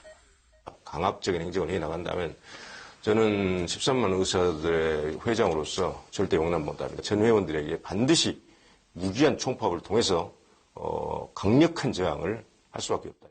전공의협의회도 총회를 통해 파업 유지를 결정했다며 응급실과 중환자실 복귀는 없다고 분명히 했습니다. 그러면서 잘못된 의료정책으로 국민을 속이는 정부 행태에 저항하며 단체 행동으로 정책 철회를 이끌어내겠다고 강조했습니다. 정부가 의사협회를 공정거래법 위반으로 신고한 가운데 공정거래위원회는 현장 조사에 착수했습니다. 공정거래법을 위반했다고 판단되면 5억 원의 과징금 처분도 가능합니다. KBS 뉴스 김민혁입니다. 코로나19 확진자가 580만 명을 넘어선 미국에서는 미 질병통제예방센터 CDC가 진단검사 기준을 완화해서 논란이 되고 있습니다. 워싱턴 금철영 특파원이 전해왔습니다. 확진자가 580만 명이 넘는 미국은 하루 신규 확진자 수가 지난달 최대 8만 명대까지 올라갔다가 지금은 4만 명대로 떨어진 상태입니다. 그러나 이달 초 사우스다코타주 오토바이 축제처럼 마스크 착용 없이 전국에서 수십만 명이 몰려들었다 다시 흩어지는 대규모 행사들은 여전히 방역의 걸림돌입니다. 휴대전화 추적과 방역당국의 역학조사 결과 오토바이 축제로 현재까지 확인된 확진자만 70여 명이라고 미 CNN 방송이 보도하기도 했습니다. 지역사회 곳곳에서 무증상으로 활동 중인 감염자들을 가려내기 위해 여전히 진단검사가 확대돼야 한다고 전문가들이 목소리를 높이는 이유입니다. 하지만 미 질병통제예방센터 CDC는 코로나19 진단검사 가이드라인을 전격 완화했습니다. 코로나19 확진자와 접촉했더라도 접촉 시간이 15분 미만이거나 증상이 없으면 기저질환자나 허약한 사람을 제외하곤 검사받을 필요가 없다고 한 겁니다. CDC는 그동안 코로나19 확진자와 접촉한 사람들은 진단검사를 받도록 권고해왔습니다.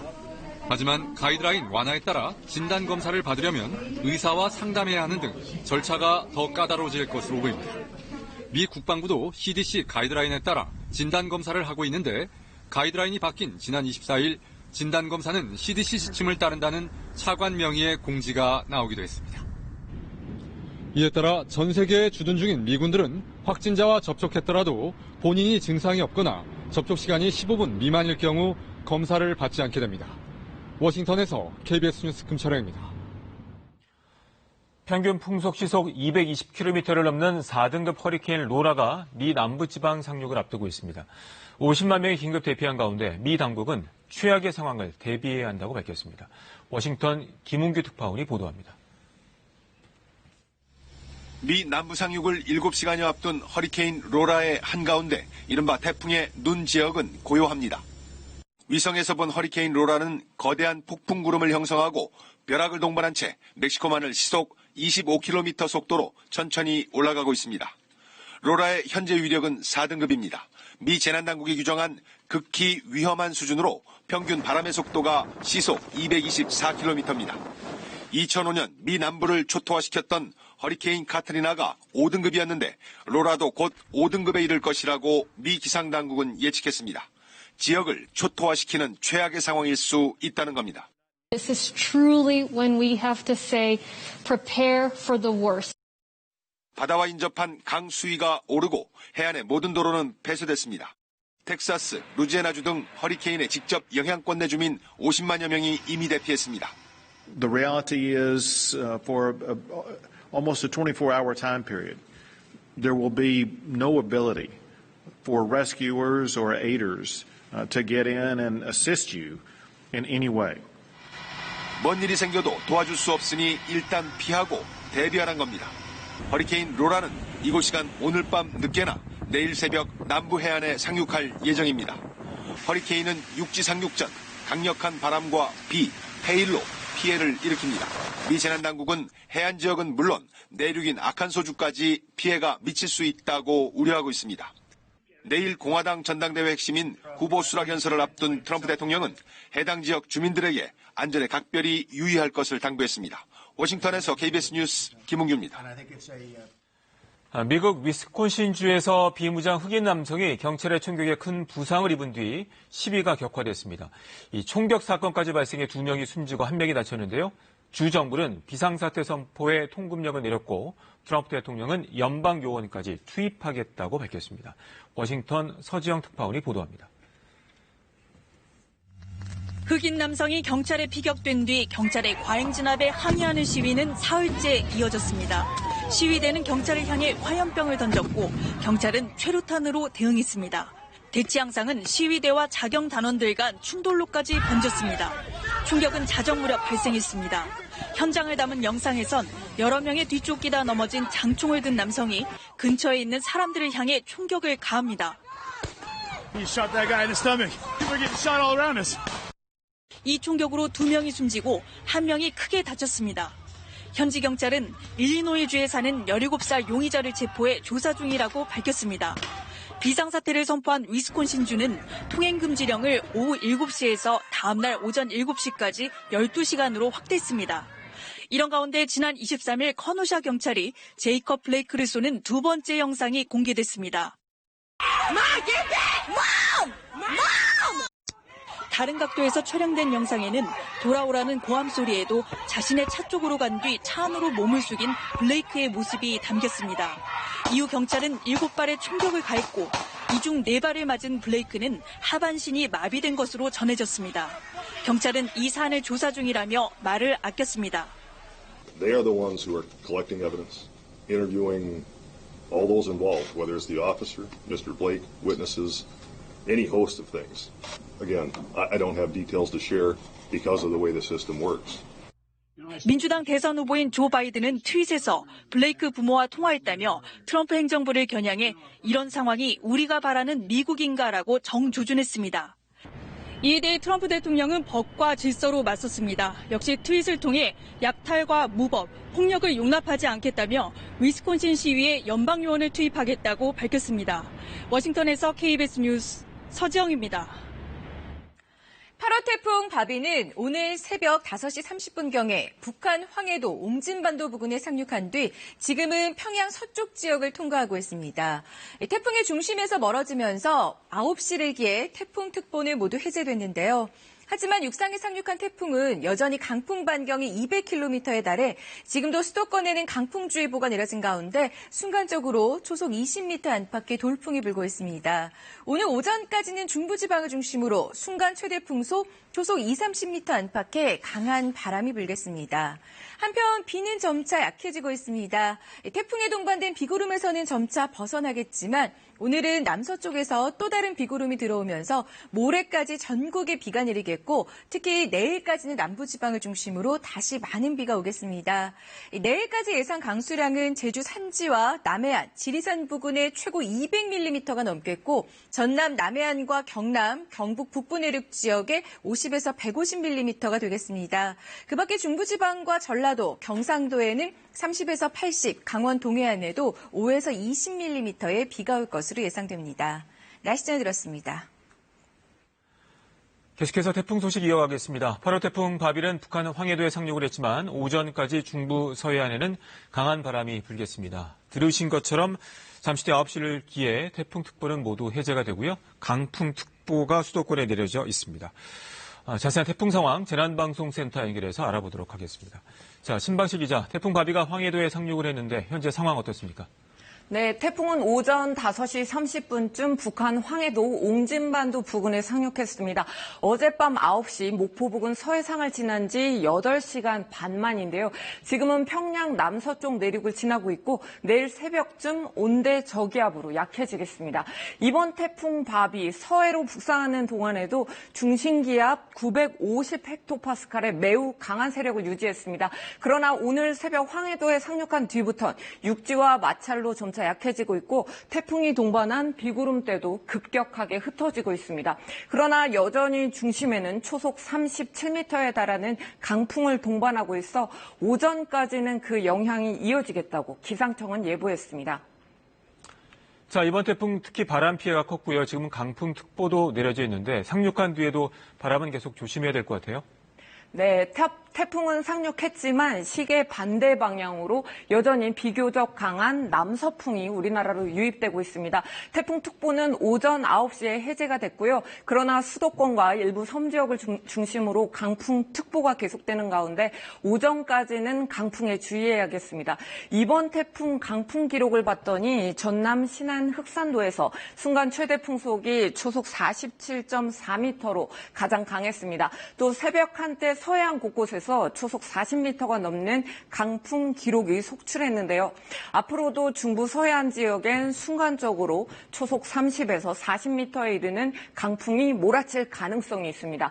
또 서울 등 그 밖의 중부지방에도 20에서 30m의 강풍이 예보가 돼 있습니다. 자, 이번 태풍으로 지역적으로 비도 많이 내렸는데 현재 상황은 어떻습니까? 네, 레이더 영상을 보면요. 태풍 중심부에 이 강한 비구름은 현재 북한 쪽으로 많이 올라가 있습니다. 지금은 수도권에 태풍이 남긴 이 비구름이 지나고 있고요. 또 영남 지방에 남북으로 긴 형태의 비구름이 자리 잡고 있는데 1시간 전보다는 약해졌지만 빗길을 조심하셔야겠습니다. 오늘 태풍의 영향에서 벗어나겠지만 남서쪽에서 또다시 비구름대가 다가오고 있습니다. 주말까지 비가 이어지는 곳이 많겠는데 내일까지 남부지방엔 남해안과 지리산 부근을 중심으로 최고 200mm 이상의 비가 더 내리겠다고 기상청은 예보했습니다. 이후에도 가을 태풍이 북상할 가능성이 남아 있어서 끝까지 피해가 없도록 대비를 늦춰서는 안 되겠습니다. 지금까지 재난방송센터에서 KBS 뉴스 신방실입니다. 지금부터는 주요 지역 연결해 보도록 하겠습니다. 태풍 바비가 북한 지역으로 넘어가면서 인천 지역 등에는 조금 전에 태풍 특보, 경보가 해제가 됐습니다. 오전 중으로 태풍의 영향권에서 벗어날 것으로 전망이 되고 있는데요. 1시간 전에 연결했을 때는 바람은 여전했습니다. 자, 취재기자, 인천 연안부두에 나가는 취재기자 연결하겠습니다. 이승재 기자, 현재 그곳 상황 어떻습니까? 네, 이곳에는 몇 시간째 불던 강풍은 시간이 지날수록 점점 잠잠해지고 있는데요. 인천과 강화도에 오늘 새벽 2시에 내려진 태풍 경보는 해제됐습니다. 그리고 7시간 만인 오전 9시에 강풍주의보로 격하됐는데요. 인천시 옹진군과 서해 5도에 내려진 태풍 경보 또한 강풍 경보로 바뀌었습니다. 다만 오전까지 인천 지역은 태풍의 영향을 받아 일부 지역에선 강풍이 불 것으로 예상되고 있습니다. 또 태풍의 영향권에 있는 수도권은 오전까지 일부 비가 내리는 지역이 있을 것으로 예상되고 있습니다. 자, 이번 태풍으로 차량이 통제되는 곳이 있죠. 어느 지역인가요? 네, 인천 지역 일부 지역에 초속 20m 안팎의 강풍이 불어 교통 통제가 이뤄지고 있는데요. 강화군 교동대교와 성모대교가 전면 통제된 상태입니다. 이곳에선 10분간 평균 풍속이 초속 24에서 25m를 기록했습니다. 또 인천공항으로 가는 길목인 인천대교에선 차량을 서행시키고 있습니다. 인천 소방본부에 따르면 간판과 현수막 등이 떨어지는 태풍 피해 신고 20여 건이 접수됐는데요.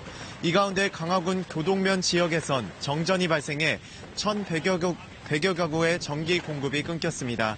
이번 정전으로 에어컨 등 냉방기구를 작동하지 못해 시민들이 불편을 겪고 있습니다. 한국전력은 강풍으로 전선이 끊겨진 것으로 보고 풍속이 초속 5m 이하로 떨어지면 복구 작업에 나설 계획입니다. 이와 함께 태풍의 영향으로 항로 운항은 전면 통제된 상태입니다. 인천항 운항관리센터는 오늘 인천과 섬 지역을 오가는 12개 항로에 여객선 15척 운항을 통제하고 있습니다. 지금까지 인천 연안부두에서 KBS 뉴스 이승재입니다. 태풍은 북한으로 넘어갔지만 여전히 수도권에 영향을 미치고 있습니다. 강풍주의보가 내려져 있는데요. 서울 지역에는 오전 9시를 기해 태풍특보는 해제가 된 상황입니다. 서울 도심에 나가는 취재기자 연결합니다. 자, 김지로 기자, 현재 상황 어떻습니까? 예, 바람은 점차 잦아들어서 세차게 분다는 느낌은 들지 않습니다.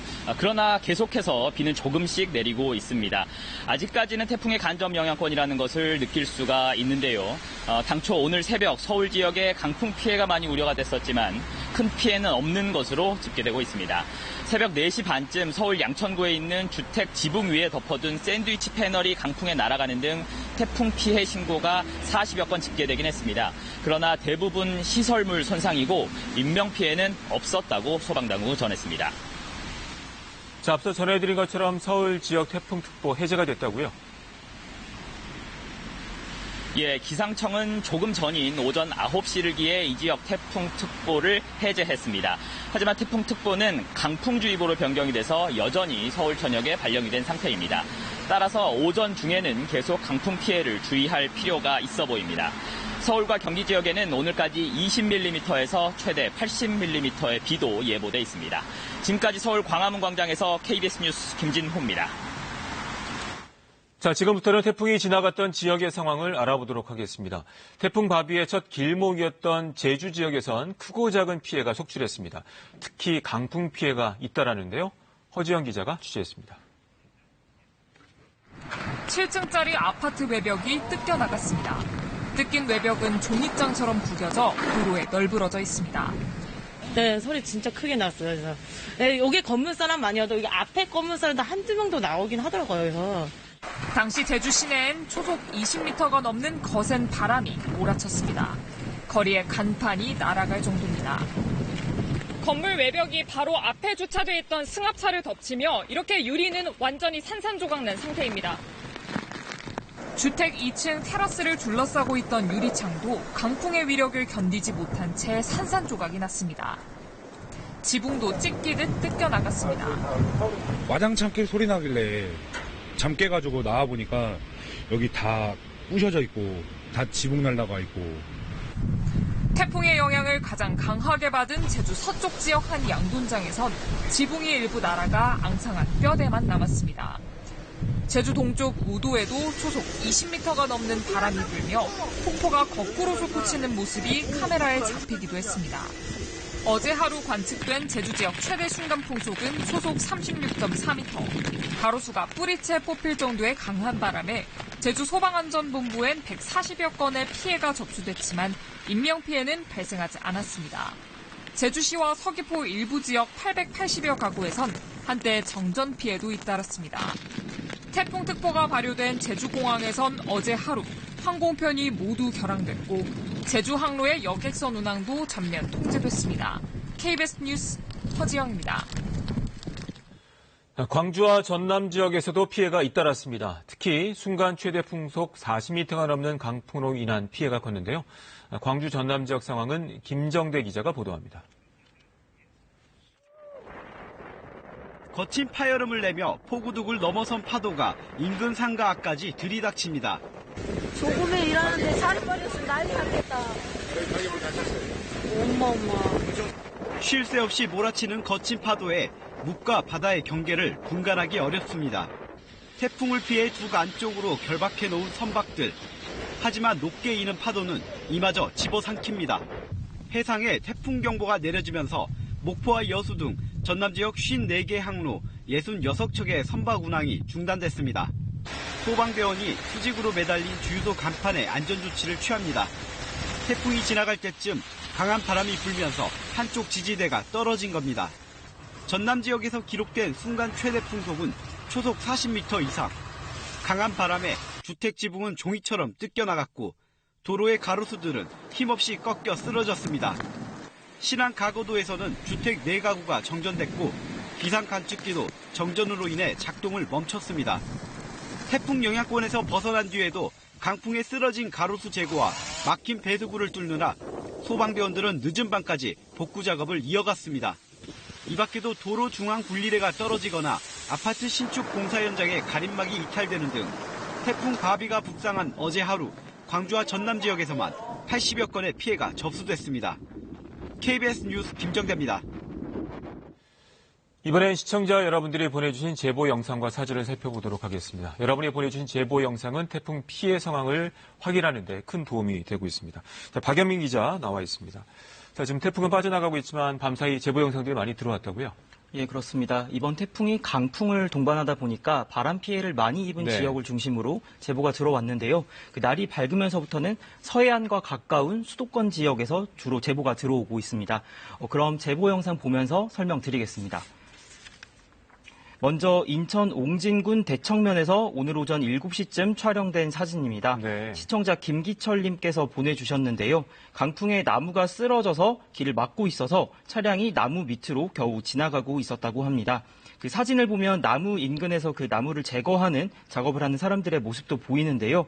그 제보자에 따르면 이 지역에 바람이 거세게 불어서 인근에 있는 지인의 주택 지붕도 날아갔다고 합니다. 네, 태풍의 중심에서 가까운 지역이다 보니까 그만큼 피해도 컸던 것으로 보입니다. 다음은 인천 부평구 부평 3동에서 오전 7시쯤 촬영된 사진인데요. 그 제보자가 일어나 보니 그 맞은편 빌라에 있던 외벽 마감재가 강풍에 떨어져서 주차된 차량을 덮친 상태였다고 합니다. 다행히 사람이 없는 시간대여서 인명피해는 없었지만 이번 태풍이 얼마나 위협적이었는지를 한눈에 보여주는 사진이라고 할 수 있겠습니다. 그 어제 제주도에서도 이렇게 비슷한 피해가 있었는데요. 이렇게 강풍이 예보되면 낡은 건물 외벽과 옥의 간판 등이 바람에 피해를 입을 수 있으니까 미리 점검하시는 게 좋겠습니다. 다음은 인천 연수구 송도동에서 오늘 오전 7시쯤 촬영된 영상입니다. 그 화면을 보면 공사 현장에 설치된 크레인이 강풍에 의해 회전하고 있는 모습이 보이는데요. 네, 공사 현장 가운데 있어서 주변에 지나다니는 사람은 없지만 그 바람에 넘어갈 경우 주변에 좀 큰 피해가 예상된다면서 제보를 주셨습니다. 그 태풍이 예상보다 더 왼쪽으로 치우쳐서 지나가서 바람의 세기가 다소 줄어들기는 했는데 가깝게 지나갔다면 저 크레인도 위험했을 상황이었던 것 같습니다. 네. 다음 영상은 오늘 새벽 4시 30분쯤 서울 양천구 신월동 모습입니다. 소방대원들이 지금 수습하고 있는 게 그 지붕 위에 덮여있던 샌드위치 패널입니다. 비를 막기 위해 설치해둔 패널인데 이게 강풍에 날아갔습니다. 그 패널이 1층으로 떨어지면서 지하 1층에 살던 60대 남성이 손가락이 다치는 경상을 입었습니다. 바람에 날릴 수 있는 물건이나 지붕은 반드시 미리 결박을 해두셔야겠습니다. 마지막으로 인천 중구에서 오늘 새벽 3시 30분쯤 촬영된 영상입니다. 인천공항 화물터미널에서 근무하는 제보자께서 직원 주차장에서 찍은 영상인데요. 앞으로 걸어가다가 그대로 뒤로 밀려나는 모습을 볼 수 있습니다. 다시 앞으로 가보려고 해도 이게 쉽지는 않은데요. 영상을 보시면 비가 많이 오는 건 아니지만 바람이 강한 이번 태풍의 특성을 그대로 보여주는 영상이라고 할 수 있겠습니다. 이 바람이 강해서 화물터미널에서는 컨테이너 등이 날아가지 않게 결박을 해둔 상황이라고 합니다. 네. 자, 이번 태풍 바비의 이제 강풍 위력을 느낄 수가 있는데 이런 보내주신 제보 영상들은 이제 태풍의 위치 확인하고 또 피해를 예방하는 데 큰 도움이 되고 있는데 이 제보 영상 보내는 방법도 설명을 해주시죠. 네, 그 제보 영상 보내시는 방법 화면 보면서 설명드리도록 하겠습니다. 먼저 카카오톡을 이용하는 방법이 있습니다. 카카오톡 검색창에서 KBS 뉴스 또는 KBS 제보를 검색해서 친구 추가를 눌러주시고요. 평소에 메시지를 보내는 것과 마찬가지로 영상을 첨부해서 보내주시면 됩니다. 그 KBS 뉴스 앱을 이용하셔도 되는데요. KBS 뉴스 앱을 내려받으시면 그 오른쪽 위에 제보라고 라고 쓰인 버튼이 있죠. 여기에 내용을 쓰고 제보하기를 누르시면 간단히 제보가 접수됩니다. 이 제보를 보내주실 때는 언제 어디서 촬영하셨는지와 함께 간단한 상황 설명을 함께 적어서 보내주시면 큰 도움이 됩니다. 이렇게 저희가 시청자 제보 영상을 소개하는 건 실제 상황에 대한 정보를 공유해서 피해를 최소화하기 위해서입니다. 다만 무리해서 찍는 건 위험하니까 무엇보다 안전을 충분히 확보하시기 바랍니다. 네, 박 기자 수고했습니다. 자, 어제 태풍 가비가 올라오면서 하늘길과 뱃길도 통제가 되는데요. 영향권에서 벗어난 철도는 정상 운행되고 있다고 합니다. 전국 교통 상황 알아보겠습니다. 자, 천효정 기자, 먼저 하늘길과 뱃길 상황 어떻습니까? 네, 중앙재난안전대책본부 오늘 새벽 6시 기준 집계를 보면 어제부터 11개 공항 438편의 항공기가 결항됐다고 밝혔는데요. 수도권 지역에서는 태풍특보가 해제되면서 항공기 운항도 정상화되고 있습니다. 제주공항에서도 조금 전 8시 30분 김해로 가는 항공기가 출발하는 등 운항이 정상화됐습니다. 다만 공항별로 출도착 시간이 약간씩 지연되는 항공편이 있어서 예매한 항공사 홈페이지 등을 통해 실시간으로 확인하시는 게 가장 정확합니다. 태풍이 이동하면서 공항 기상 상황도 계속 바뀌고 있습니다. 김포공항과 인천공항엔 어제 내려졌던 태풍특보가 해제됐고요. 강풍 경보와 돌풍 경보가 함께 내려져 있습니다. 바닷길 상황은 아직 좋지 않습니다. 제주를 비롯해 남해안과 섬 지역 여객선, 동해안과 울릉도 노선까지 오늘 새벽 6시 반 기준으로 전체 여객선 항로 103개 가운데 98개 항로가 통제됐습니다. 태풍의 영향권에 들어온 해역에 있는 선박 수천 척이 항구에 발이 묶여 있습니다. 강한 비와 바람 때문에 어제 도로 상황이 좋지 않았는데 현재 철도 등 육로 상황은 어떻습니까? 네, 태풍 바비가 지났던 직접적인 영향권 지역인 전라와 서해안에서 어제 일부 열차 운행이 중단됐지만 오늘은 차질 없이 운행되고 있습니다. 한국철도는 어제 태풍의 영향으로 경전선 광주 송정역과 순천역 사이 구간 등 열차 운행이 중단됐지만 오늘은 정상 운행 중이라고 밝혔습니다. 또 어제 목포에서 광주 송정 구간 열차 운행을 중단했던 수서 고속열차도 정상 운행한다고 밝혔습니다. 다만 기상 상황에 따라 운행 상황이 수시로 바뀔 수 있어 홈페이지나 앱을 통해 해당 지역 운행 여부를 확인하시는 게 가장 좋습니다. 지금까지 KBS 뉴스 천효정입니다. 조금 전 오전 9시를 기해 모든 지역의 태풍특보가 해제가 됐습니다. 앞서 태풍이 지나간 지역에서는 일부 시설 피해가 발생을 했는데요. 전국의 피해 상황이 종합되는 중앙질환안전대책본부 연결하겠습니다. 자, 오대성 기자, 이번 태풍으로 인한 전국 피해 상황 어떻게 됩니까? 네, 태풍으로 인한 전국 피해 상황이 집계되는 곳이 이곳 바로 중대본인데요. 다행히도 공식적으로 인명피해는 보고된 게 없습니다. 오늘 오전 6시를 기준으로 시설 피해만 일부 집계가 됐습니다. 먼저 강풍의 영향으로 가로수가 쓰러지거나 가로등 및 전신주가 피해를 입는 등 60건의 공공시설 피해가 파악됐습니다. 이어 사유시설 피해도 41건이 집계가 됐는데요. 역시 바람의 영향으로 간판이 파손되거나 건물 외벽이 뜯긴 경우 등입니다. 특히 충남 태안군의 양식장은 일시 정전 후 비상발전기가 과부하로 고장이 나면서 넙치 200만 마리가 폐사를 했습니다. 일시 대피 인원은 어젯밤에 집계된 것보다 조금 늘었는데요. 지난 집중호우 때 산사태 피해 지역인 전남 곡성의 10세대 29명의 주민이 산사태 가능성에 따라서 인근 숙박시설로 대피했습니다. 정전도 잇따라 발생했는데요. 공식적으로 집계된 것만 제주 800여 가구, 광주 300여 가구, 충남 300여 가구, 전남 신안의 90여 가구가 불편을 겪었는데 현재 신안을 제외하고는 복구가 완료됐습니다. 자, 하지만 강풍특보는 여전히 발효 중인데 끝까지 피해를 막기 위해서 주의를 해야 할 텐데요. 어떤 것들이 필요할까요? 네, 저희가 밤샘 특보 또 지금까지 계속 하면서 이렇게 피해 상황을 전달을 하는 건 같은 피해를 예방하기 위해서입니다. 태풍특보는 해제가 됐지만 일부 지역엔 여전히 강풍특보가 발효 중인 만큼 태풍의 영향권에서 완전히 벗어날 때까지는 끝까지 긴장을 놓지 말고 주의할 필요가 있습니다. 먼저 강풍의 영향으로 가로수가 쓰러지거나 간판 등의 시설물이 언제 또 어디에 떨어질지 모르는 만큼 출근 혹은 외출할 땐 주의가 필요합니다. 밖에 나갈 땐 나무나 전신주, 유리창이 있는 곳은 피해서 이동을 하고 운전자는 차도에 도로가 파인 곳이 있다면 위험한 만큼 잘 살펴서 운행을 해야 합니다. 특히 지난번 집중호우로 집안이 많이 약해져 있는 만큼 산사태 위험 지역에 있다면 안전한 곳으로 대피를 해야 합니다. 태풍 영향권에서 완전히 벗어나는 마지막까지는 방심하지 말고 조심할 필요가 있습니다. 지금까지 중앙재난안전대책본부에서 KBS 뉴스 오대성입니다.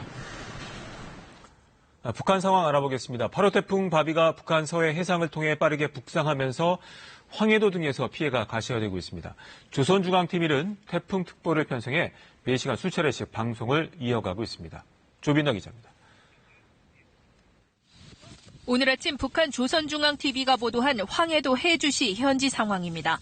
강풍을 이기지 못하고 가로수가 뽑혔습니다. 북한에서 가장 먼저 태풍 영향권에 접어든 황해남도 옹진군과 해주시 일대에는 오전 5시 현재 최대 풍속이 초속 33m에 달하는 강풍이 불면서 피해가 속출하고 있습니다. 초당 20m 이상의 강풍이 불면서 가로수들이 꺾어지는 현상이 나타나고 있습니다. 북한 조선중앙TV는 어제에 이어 오늘 아침에도 정규 방송을 중단하고 시시각각 태풍 진행 상황을 보도하고 있습니다.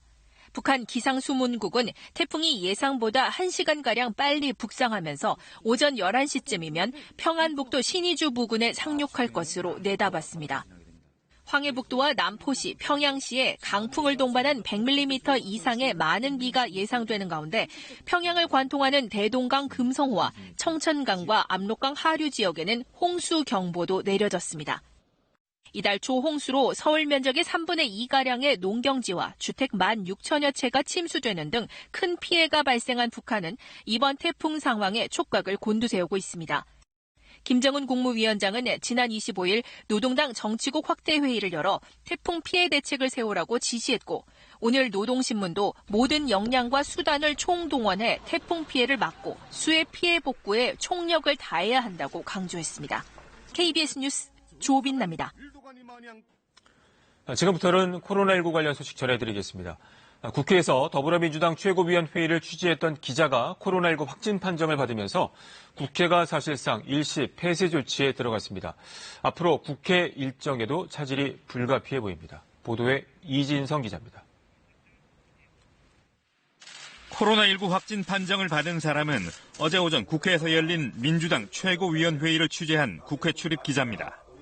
해당 기자는 지난 23일 친지와 식사를 한 뒤 24일과 25일은 휴무였다가 어제 출근해 최고위원회의를 취재했습니다. 해당 기자는 이후 자신과 식사를 했던 친지가 코로나19 확진 판정을 받자 어제 오전 코로나19 검사를 받았고 저녁 늦게 확진 판정이 나왔습니다. 해당 기자와 직간접적으로 접촉한 의원과 기자, 당직자 등은 50여 명에 이릅니다. 이해찬 대표와 김태년 원내대표, 박광온 최고위원, 윤호중 사무총장 등 민주당 지도부는 어제 오후부터 선제적으로 자가격리에 들어갔습니다. 자가격리 중인 지도부는 질병관리본부 역학조사관의 결정에 따라 코로나19 검사를 받을 예정입니다. 민주당은 오늘 예정된 정책조정회의 등 공식 일정도 취소했습니다. 국회는 사실상 일시 폐쇄에 들어갔습니다. 해당 기자가 드나든 기자실과 당대표 회의실 등을 폐쇄한 데 이어 국회 본관과 의원회관, 소통관도 폐쇄했습니다. 이에 따라 국회 본청에서 열릴 예정이던 운영위와 법사위, 기재위 등 상임위 결산 전체 회의도 차질이 불가피해졌습니다. 국회는 일단 본청 등을 방역 조치한 뒤 질병관리본부 역학조사관의 판단에 따라 재가동 시기와 범위 등을 결정할 방침입니다. KBS 뉴스 이진성입니다. 지금부터는 지역 상황 알아보겠습니다. 광주광역시 한 교회에서 어젯밤 늦게 28명의 신도가 확진 판정을 받은 데 이어서 밤사이 다시 확진자 21명이 추가 발생했습니다.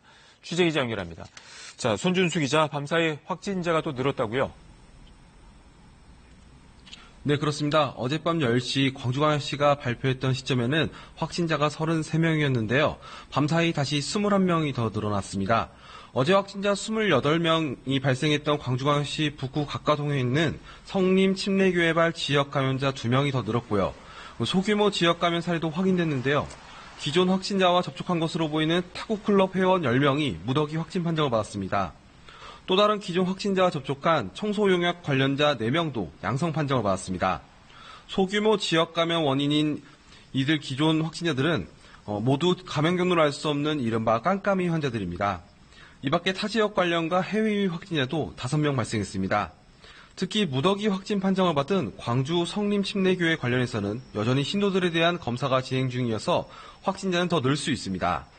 지금까지 나온 확진자들을 살펴보면 교회 관련 30명, 탁구클럽 10명, 청소 용역 관련 4명 등 이틀 동안 54명의 확진 판정을 받은 겁니다. 자, 이처럼 교회발 집단 지역 감염이 나왔는데 광주광역시 대응 어떻게 하고 있습니까? 네, 지난 2월 초 광주에서 처음으로 코로나19 확진자가 나오면서 하루 만에 이렇게 많은 확진자가 나온 건 처음인데요. 이 때문에 교회뿐만 아니라 탁구클럽 등에서 또 다양한 경로로 확진자가 또 나오면서 광주광역시가 긴급대책 마련에 들어갔습니다. 현재는 확진자 증상에 따라 병원을 배정하고 확진자 역학조사를 통해 추가 접촉자 파악에 나선 상황입니다. 앞서 전해드린 것처럼 이번 교회발 집단 감염은 서울 광화문 집회 참석자가 그 시작점이라고 할 수 있는데요. 하지만 집회에 참석한 것으로 추정되는 40여 명의 소재가 여전히 확인되지 않는 것으로 알려졌습니다. 그만큼 어디서 어떤 식으로 관련 확진자가 나올지 방역당국의 우려가 큽니다. 최근 광주에서는 무증상 감염자는 물론 감염 경로가 불분명한 이른바 깜깜이 확진자까지 크게 늘어난 상황인데요. 이 때문에 광주시는 잠시 뒤 민간공동대책위원회를 소집해 사회적 거리두기 단계를 3단계로 격상할지 2단계를 유지하면서 강화 대책을 보완할지 등을 결정하기 위해 회의에 들어갈 예정입니다. 지금까지 광주광역시청에서 KBS 뉴스 손주수입니다. 이번엔 대구 상황입니다. 대구에서 코로나19 신규 확진자가 48일 만에 두 자릿수를 기록했습니다. 오늘 하루에만 13명이 추가 확진이 됐는데요. 상당수가 광화문 집회 관련 확진자인 것으로 나타났습니다. 취재기자 연결합니다. 자, 이한희 기자, 13명 중 12명이 모두 광화문 집회 관련 확진자라고요? 네, 그렇습니다. 오늘 0시 기준으로 대구에선 지역사회 12명, 해외 유입 1명이 코로나19에 신규 확진됐습니다. 지역 감염 12명 가운데 7명은 서구 보배요양원 입소자들인데요. 이들은 서울 사랑제일교회와 광화문 집회를 다녀온 뒤 지난 17일 확진된 서구 60대 남성 A씨와 접촉한 이들입니다. 요양원 원장의 남편인 A씨는 집회에 다녀온 뒤 요양원 입소자들을 대상으로 포교 활동을 벌였는데요. 이때 감염된 것으로 추정됩니다. 앞서 지난 20일 80대 여성 입소자 2명이 확진 판정을 받았습니다. 이후 나머지 입소자 23명은 고령 등을 고려해 모두 대구 의료원으로 옮겨진 상태였습니다. 이 때문에 이들로 인한 추가 확산은 없을 것으로 보건당국은 보고 있습니다. 이로써 보배요양원 입소자 가운데 광화문 관련 감염은 모두 10명으로 늘었습니다. 이 밖에 중구와 동구, 수성구에서 5명이 추가 확진됐는데 모두 광화문 집회에 참석했거나 참석한 사람과 접촉했던 것으로 알려졌습니다. 대구에서 신규 확진자가 두 자릿수를 기록한 건 지난달 4일 연기 학원발 확진 이후 48일 만입니다. 경북에서는 대구의 친척 장례식장에 참석했던 문경 초등학생 1명과 서울로 휴가를 다녀온 20대 여성, 이 여성이 동거하는 40대 이모 등 3명의 지역사회 감염이 발생했습니다. 대구시와 경북도는 신규 확진자에 대한 추가 접촉자와 동선을 파악하고 있습니다. 지금까지 대구에서 KBS 뉴스 이한입니다. 부산입니다. 부산 코로나19 집단 감염이 러시아 선원발이라는 사실이 잇따라 확인되고 있습니다. 학교 두 곳에 이어서 선박 부품업체 관련 집단 감염도 러시아 선원 관련이라는 것이 유전자 조사로 밝혀졌습니다. 보도에 강혜슬 기자입니다. 관련 확진자 10명이 발생한 부산 사상구의 한 선박 공구업체. 경로가 불분명했던 이곳의 집단 감염 원인도 러시아 선원발로 확인됐습니다. 유전자 검사 결과 러시아 선원에게서 나타난 유전자 GR 형태였습니다. 또 감염원이 모호한 192번째와 195번째 확진자의 유전자도 러시아 선원과 같은 형태였습니다. 이로써 학교 두 곳과 선박 부품업체 관련자 등 부산의 확진자 53명의 감염원이 러시아 선원발로 나타났습니다. 아직 감염원을 밝혀내지 못한 곳은 두 곳. 7명의 관련 확진자가 발생한 한진중공업과 14명이 감염된 198번째 확진자 관련 집단 감염입니다. 부산시는 한진중공업의 경우 러시아 선원발에 무게를 두고 있지만 198번째 확진자에 대해서는 다른 가능성을 열어놓고 있습니다. 이 확진자가 유통물류업에 종사하며 지역 간 이동을 많이 한 점에 주목하고 있습니다. 실내 골프 연습장까지 이어지는 감염도 아직 감염원이 명확하게 밝혀져 있지 않습니다. GH그룹이라서 이게 아마 수도권이나 다른 지역으로부터 감염이 시작됐을 것으로 생각하고 있습니다만 부산에서는 확진자가 9명 늘었습니다. 부산 진구의 한 목욕탕과 관련해 이미 3명에 이어 4명의 확진자가 또 발생했습니다. 부산시는 목욕탕을 집합금지명령 대상에 포함하는 것을 검토 중입니다. 다른 5명은 기존 확진자들과의 접촉자로 파악됐습니다. 이런 가운데 부산시는 여전히 연락이 닿지 않은 광화문 집회 참석자 170여 명에 대해 이후 확진 시 구상권을 청구한다는 방침입니다. KBS 뉴스 강예슬입니다. 들으신 것처럼 코로나19 확산세가 좀처럼 꺾이질 않고 있습니다. 사랑제일교회와 8.15 집회 확진자 외에도 소규모 집단 감염이 전국에서 잇따르고 있는데요. 특히 최근엔 카페와 같은 다중이용시설에서 거리 두기와 마스크 착용을 하지 않아 감염되는 사례가 계속되고 있습니다. 기본적인 방역수칙 준수가 얼마나 중요한지 이효연 기자가 설명해 드립니다. 26명의 확진자가 나온 경기 파주의 커피 전문점입니다. 이곳 첫 확진자는 2층에서 마스크를 제대로 쓰지 않은 채 2시간가량 머물렀습니다. 1층엔 마스크를 착용한 종사자 4명과 방문객 60명 정도가 있었고 2층엔 방문객 120명 정도가 다녀갔습니다. 추가 확진자는 모두 2층에서만 나왔습니다. 천장엔 에어컨 5대가 가동되고 있었습니다. 천장형 에어컨 가동 중이었지만 창문을 통한 자연 환기가 부적절했고 높은 밀집도로 거리 두기가 적절하지 않았으며 환기가 안 된 상태로 장시간 에어컨을 사용하면 감염 위험이 높아진다는 얘기입니다. 확진자의 침방울이 공기 중에 장시간 떠다닐 수 있기 때문입니다. 비말들은 바람을 타고 따라 움직일 것이기 때문에 그 바람이 가는 어느 곳이든 도달할 수가 있고요. 천장형인 경우에는 찬바람은 아래로 내려가는 경향이 있기 때문에 순환을 훨씬 더 잘할 수 있죠. 때문에 에어컨을 사용하는 다중이용시설에선 환기와 마스크 쓰기가 무엇보다 중요하다고 방역당국은 강조합니다. 한편 수도권의 사회적 거리두기 2단계 상향 조치 이후 첫 주말의 이동량이 직전의 주말보다 20%가량 줄어든 것으로 나타났습니다. 지난 2월 대구 경북에서의 확산 당시 이동량이 40%가 줄었던 것과 비교하면 아직 미흡한 수준입니다. 좀 더 적극적인 동참을 부탁드립니다. 이번 주가 전국적인 감염 확산세를 진정시킬 수 있는 매우 중요한 분수령인 만큼 보건복지부는 감염병이 퍼질 위험이 높은 장소에서 방역 지침을 어기면 운영자나 관리자에게 150만 원, 이용자는 10만 원의 과태료를 부과하는 감염병 예방법 개정안을 입법 예고했습니다. KBS 뉴스 이효연입니다. 정부는 사회적 거리두기 3단계 격상에 대해선 여전히 신중한 입장입니다. 학교 못 가는 학생들, 미뤄진 결혼식 등 사회 경제적 영향이 막대해서 최대한 방역 수칙을 준수하면서 추이를 보겠다는 건데요. 중환자 병상 확보는 시급해 보여 속도를 낼 필요가 있어 보입니다. 홍석우 기자입니다. 사회적 거리두기 3단계 격상에 대한 방역당국의 입장은 여전히 신중합니다. 저희들의 공식적인 입장은 이번 주의 어떤 발생 추이를 보면서 3단계의 어떤 격상 여부에 대해서 논의를 해나가겠다는 입장입니다. 생활방역위원회에선 방법과 시기를 놓고 다양한 의견이 오갔습니다. 의료계에선 부담이 증가하고 있다는 의견, 사회 경제 분야 위원들은 3단계를 올릴 경우 취약계층 피해 문제 등을 언급했습니다. 3단계 거리 두기의 시기나 방법 또 피해를 최소화할 수 있는 그런 방법에 대해서는 계속적으로 검토를 진행하고 있는 그런 상황입니다. 우선 지금 당장 시급한 건 수도권 중환자 병상 확보입니다. 현재까지 남아있는 중환자 병상은 서울이 11개, 경기 5개, 인천 3개 등 모두 19개 뿐입니다.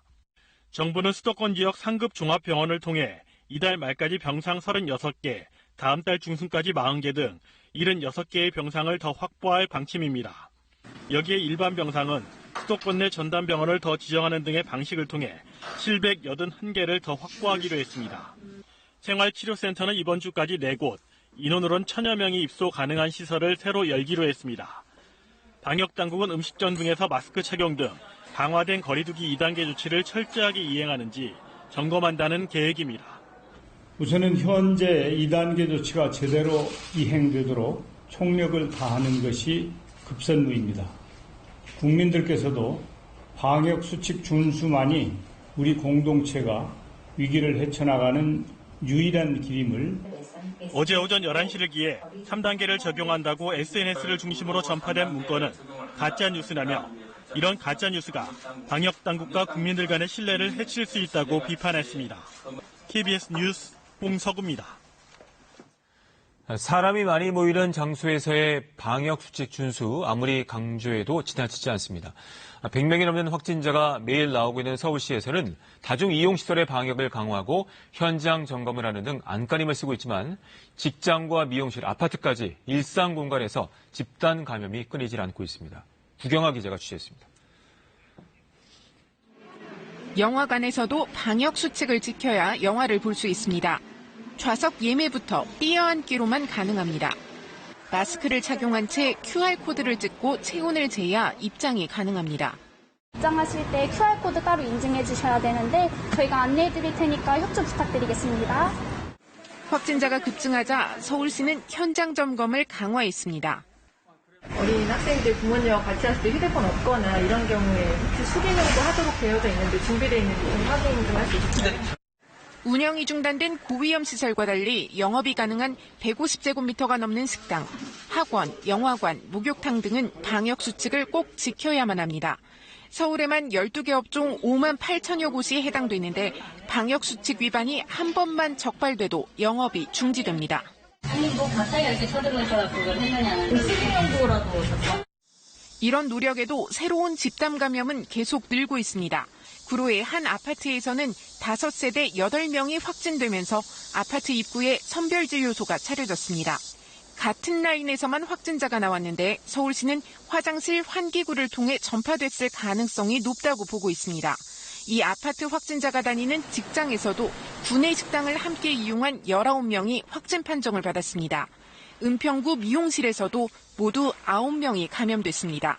진정이 됐다고 말씀드릴 수는 없는 상황이고요. 굉장히 지금 어느 곳에서 또다시 집단 감염이라든지 연결되어진 N차 감염이 나올지 모르는 상황이기 때문에 광화문 집회 관련 확진자는 서울에서만 49명으로 집계됐습니다.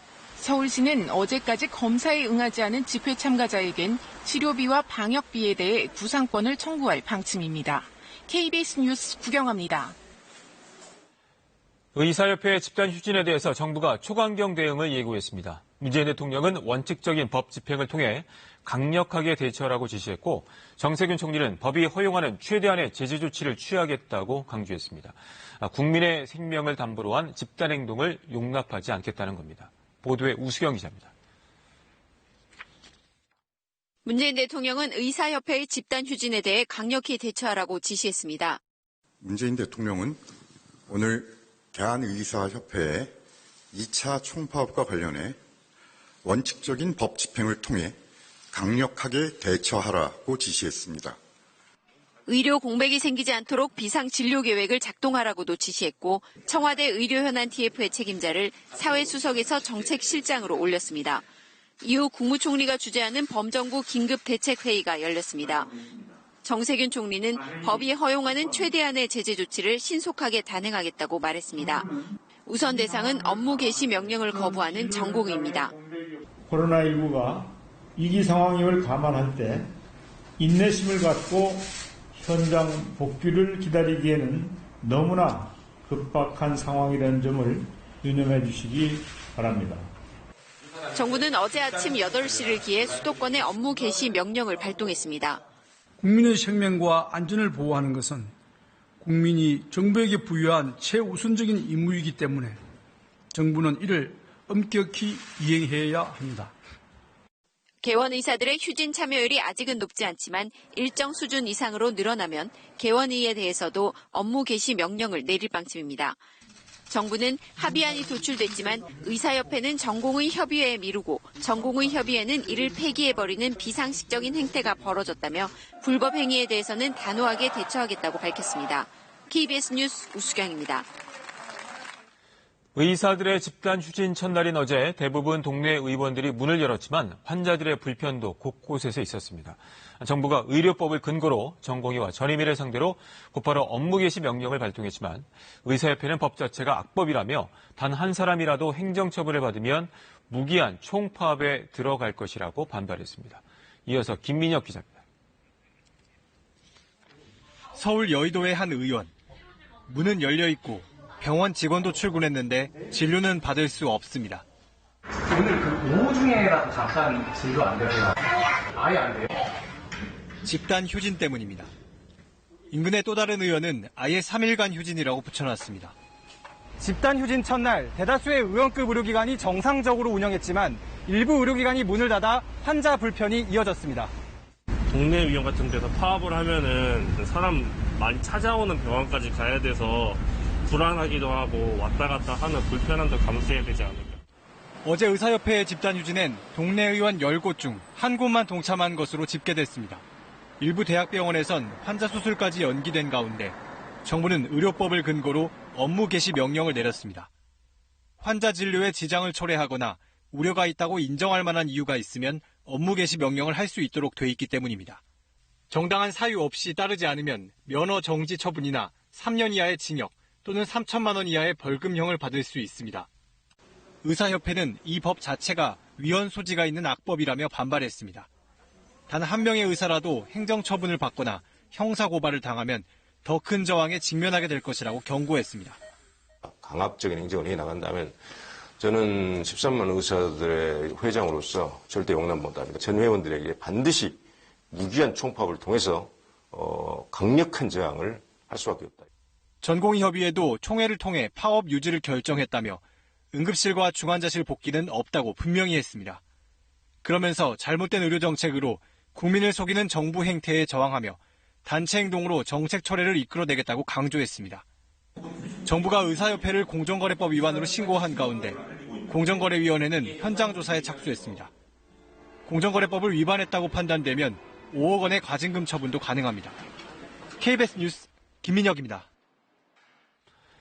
미국 상황입니다. 코로나19 확진자가 580만 명을 넘어선 미국에서는 미 질병통제예방센터 CDC가 진단검사 기준을 완화해서 논란이 되고 있습니다.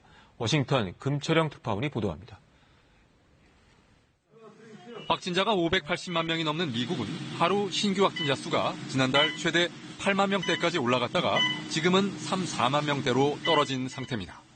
그러나 이달 초 사우스다코타주 오토바이 축제처럼 마스크 착용 없이 전국에서 수십만 명이 몰려들었다 다시 흩어지는 대규모 행사들은 여전히 방역의 걸림돌입니다. 휴대전화 추적과 방역당국의 역학조사 결과 오토바이 축제로 현재까지 확인된 확진자만 70여 명이라고 미 CNN 방송이 보도하기도 했습니다. 지역사회 곳곳에서 무증상으로 활동 중인 감염자들을 가려내기 위해 여전히 진단검사가 확대돼야 한다고 전문가들이 목소리를 높이는 이유입니다. 하지만 미 질병통제예방센터 CDC는 코로나19 진단검사 가이드라인을 전격 완화했습니다. 코로나19 확진자와 접촉했더라도 접촉 시간이 15분 미만이거나 증상이 없으면 기저질환자나 허약한 사람을 제외하곤 검사받을 필요가 없다고 한 겁니다. CDC는 그동안 코로나19 확진자와 접촉한 사람들은 진단검사를 받도록 권고해왔습니다. 하지만 가이드라인 완화에 따라 진단검사를 받으려면 의사와 상담해야 하는 등 절차가 더 까다로워질 것으로 보입니다. 미 국방부도 CDC 가이드라인에 따라 진단검사를 하고 있는데 가이드라인이 바뀐 지난 24일 진단검사는 CDC 지침을 따른다는 차관 명의의 공지가 나오기도 했습니다. 이에 따라 전 세계에 주둔 중인 미군들은 확진자와 접촉했더라도 본인이 증상이 없거나 접촉 시간이 15분 미만일 경우 검사를 받지 않게 됩니다. 워싱턴에서 KBS 뉴스 금철영입니다. 다시 태풍 상황 알아보겠습니다. 8호 태풍 바비는 북한 황해도에 상륙을 했지만 오전까지는 중부 서해안에 강한 바람이 불겠습니다. 자세한 상황 재난방송센터 연결해서 알아보도록 하겠습니다. 자, 신방실 기자, 태풍 바비가 이제 황해도에 상륙을 했는데 현재 상황은 어떻습니까? 네, 태풍은 4시간 전이죠. 오전 5시 30분쯤 북한 황해도 옹진반도 부근에 상륙을 했는데요. 어젯밤 9시 목포 부근 설상을 지난 지 8시간 반 만입니다. 지금은 평양 남서쪽 내륙을 지나고 있고 내일 새벽쯤에 온대 저기압으로 약해지겠습니다. 이번 태풍 바비 서해로 북상하는 동안에도 중심기압이 950 헥토파스칼에 이를 정도로 매우 강한 세력 유지했습니다. 그러나 오늘 새벽 황해도 제주도에 상륙한 이후부터 육지와 마찰로 점차 약해지고 태풍이 동반한 이 비구름대도 거의 흩어지는 모습입니다. 그러나 여전히 중심에는 초속 37m에 달하는 강풍을 동반하고 있어서 오전까지 우리나라는 그 영향을 받겠다고 기상청은 예보했습니다. 지금 현재도 수도권 인근에는 이제 강풍특보가 발효 중인데 이 상륙한 뒤에도 바람은 조심해야 될 것 같아요. 어떻습니까? 네, 그렇습니다. 태풍은 상륙을 했습니다. 그렇지만 여전히 태풍 주변으로 시계 반대 방향에 강한 바람이 불면서 우리나라에는 이렇게 남서풍이 강합니다. 태풍특보는 오전 9시에 해제됐습니다. 그러나 수도권과 일부 섬 지역을 중심으로 강풍특보가 계속되는 가운데 오전까지는 강풍에 계속 주의를 해야 합니다. 이번 태풍 강풍 기록을 봤더니 신안 흑산도에서 초속 47.4m로 가장 강했습니다. 그리고 새벽 한때 서해안 곳곳에서 초속 40m가 넘는 강풍 기록 속출했는데요. 앞으로도 중부 서해안 지역엔 순간적으로 초속 30에서 40m에 이르는 강풍이 몰아칠 가능성 오전 동안 남아 있습니다. 그리고 서울 등 그 밖의 중부지방도 초속 20에서 30m의 강풍이 예보가 돼 있습니다. 자, 이번 태풍으로 지역적으로도 많은 비가 내렸는데 현재 비 상황은 어떻습니까? 네, 레이더 영상을 보면 태풍 중심부에 위치했던 강한 비구름 이미 북한 지역으로 올라가 있습니다. 지금은 수도권 일부 지역에 태풍이 남긴 비구름이 지나고 있고요. 그리고 영남 지방에도 띠 모양으로 남북으로 긴 형태의 비구름이 자리 잡고 있는데요. 지금 또다시 비구름이 좀 강하게 발달해서 빗길을 계속 조심하셔야 합니다. 오늘 태풍의 영향에서 이렇게 벗어나겠지만 남서쪽에서 또다시 비구름대가 다가오고 있습니다. 주말까지 비가 이어지는 곳이 많겠는데 내일까지 남부지방엔 남해안과 지리산 부근을 중심으로 최고 200mm가 넘는 비가 더 내리겠다고 기상청은 예보했습니다. 이후에도 가을 태풍 북상할 가능성이 남아있죠. 끝까지 피해가 없도록 대비를 늦춰서는 안 되겠습니다. 지금까지 재난방송센터에서 KBS 뉴스 신방실입니다. 평균 풍속 시속 220km를 넘는 4등급 허리케인 로라가 미국 남부지방 상륙을 앞두고 있습니다. 50만 명이 긴급 대피한 가운데 미국 당국은 최악의 상황을 대비해야 한다고 밝혔습니다. 워싱턴 김웅규 특파원이 전해왔습니다. 미 남부 상륙을 7시간여 앞둔 허리케인 로라의 한가운데 이른바 태풍의 눈 지역은 고요합니다. 위성에서 본 허리케인 로라는 거대한 폭풍 구름을 형성하고 벼락을 동반한 채 멕시코만을 시속 25km 속도로 천천히 올라가고 있습니다. 로라의 현재 위력은 4등급입니다. 미 재난당국이 규정한 극히 위험한 수준으로 평균 바람의 속도가 시속 224km입니다. 2005년 미 남부를 초토화시켰던 허리케인 카트리나가 5등급이었는데 로라도 곧 5등급에 이를 것이라고 미 기상당국은 예측했습니다. 지역을 초토화시키는 최악의 상황일 수 있다는 겁니다. This is truly when we have to say, prepare for the worst. 바다와 인접한 강 수위가 오르고 해안의 모든 도로는 폐쇄됐습니다. 텍사스, 루지애나주 등 허리케인의 직접 영향권 내 주민 50만여 명이 이미 대피했습니다. The reality is for almost a 24-hour time period, there will be no ability for rescuers or aiders to get in and assist you in any way. 뭔 일이 생겨도 도와줄 수 없으니 일단 피하고 대비하란 겁니다. 허리케인 로라는 이곳 시간 오늘 밤 늦게나 내일 새벽 남부 해안에 상륙할 예정입니다. 허리케인은 육지 상륙 전 강력한 바람과 비, 해일로 피해를 일으킵니다. 미 재난당국은 해안 지역은 물론 내륙인 아칸소주까지 피해가 미칠 수 있다고 우려하고 있습니다. 내일 공화당 전당대회 핵심인 후보 수락 연설을 앞둔 트럼프 대통령은 해당 지역 주민들에게 안전에 각별히 유의할 것을 당부했습니다. 워싱턴에서 KBS 뉴스 김웅규입니다. 미국 위스콘신주에서 비무장 흑인 남성이 경찰의 총격에 큰 부상을 입은 뒤 시위가 격화되고 있습니다. 총격 사건까지 발생해 2명이 숨지고 1명이 다쳤는데요. 주 정부는 비상사태 선포에 통금령을 내렸고 트럼프 대통령은 연방요원까지 투입하겠다고 밝혔습니다. 워싱턴 서지영 특파원이 전해왔습니다. 흑인 남성이 경찰에 피격된 뒤 경찰의 과잉 진압에 항의하는 시위는 사흘째 이어졌습니다. 시위대는 경찰을 향해 화염병을 던졌고 경찰은 최루탄으로 대응했습니다. 대치 양상은 시위대와 자경 단원들 간 충돌로까지 번졌습니다. 충격은 자정 무렵 발생했습니다. 현장을 담은 영상에선 여러 명의 뒤쫓기다 넘어진 장총을 든 남성이 근처에 있는 사람들을 향해 총격을 가합니다. He shot that guy in the stomach. People are getting shot all around us. 이 총격으로 2명이 숨지고 1명이 크게 다쳤습니다. 현지 경찰은 일리노이주에 사는 17살 용의자를 체포해 조사 중이라고 밝혔습니다. 비상사태를 선포한 위스콘신주는 통행금지령을 오후 7시에서 다음날 오전 7시까지 12시간으로 확대했습니다. 이런 가운데 지난 23일 커노샤 경찰이 제이컵 블레이크를 쏘는 두 번째 영상이 공개됐습니다. 다른 각도에서 촬영된 영상에는 돌아오라는 고함 소리에도 자신의 차 쪽으로 간 뒤 차 안으로 몸을 숙인 블레이크의 모습이 담겼습니다. 이후 경찰은 7발의 총격을 가했고 이 중 4발을 맞은 블레이크는 하반신이 마비된 것으로 전해졌습니다. 경찰은 이 사안을 조사 중이라며 말을 아꼈습니다. They are the ones who are collecting evidence, interviewing all those involved, whether it's the officer, Mr. Blake, witnesses, any host of things.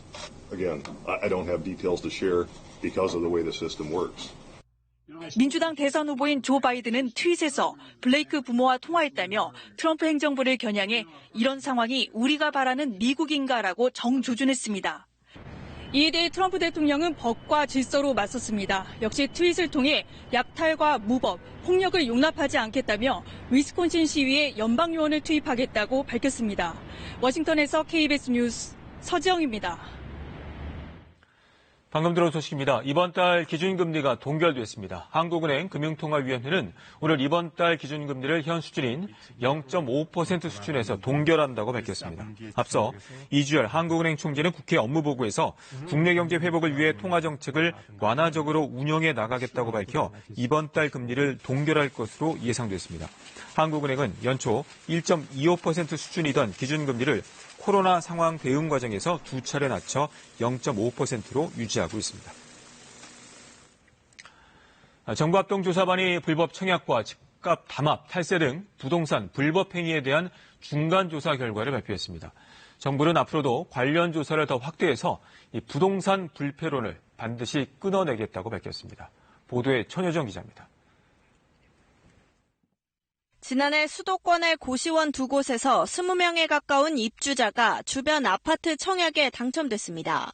조사 결과 당첨을 목적으로 고시원에 사는 것처럼 위장 전입한 사람들이었습니다. 돈을 주고 주소를 계속 옮겨가며 청약을 반복해 당첨된 겁니다. 부정 당첨으로 입건된 사람만 5명, 13명은 추가 수사를 받고 있습니다. 장애인이나 국가유공자의 명의만 빌려 특별 공급을 받은 장애인단체 대표와 알선책도 적발됐습니다. 아파트에 부정 당첨받은 후 이를 전매하여 차익을 챙겼습니다. 이 사건에서는 범행을 주도한 주범 7명을 검거하였고 집값 담합도 꼬리를 잡혔습니다. 인터넷 카페 등을 통해 담합을 유도한 주민 10여 명이 형사 입건됐습니다.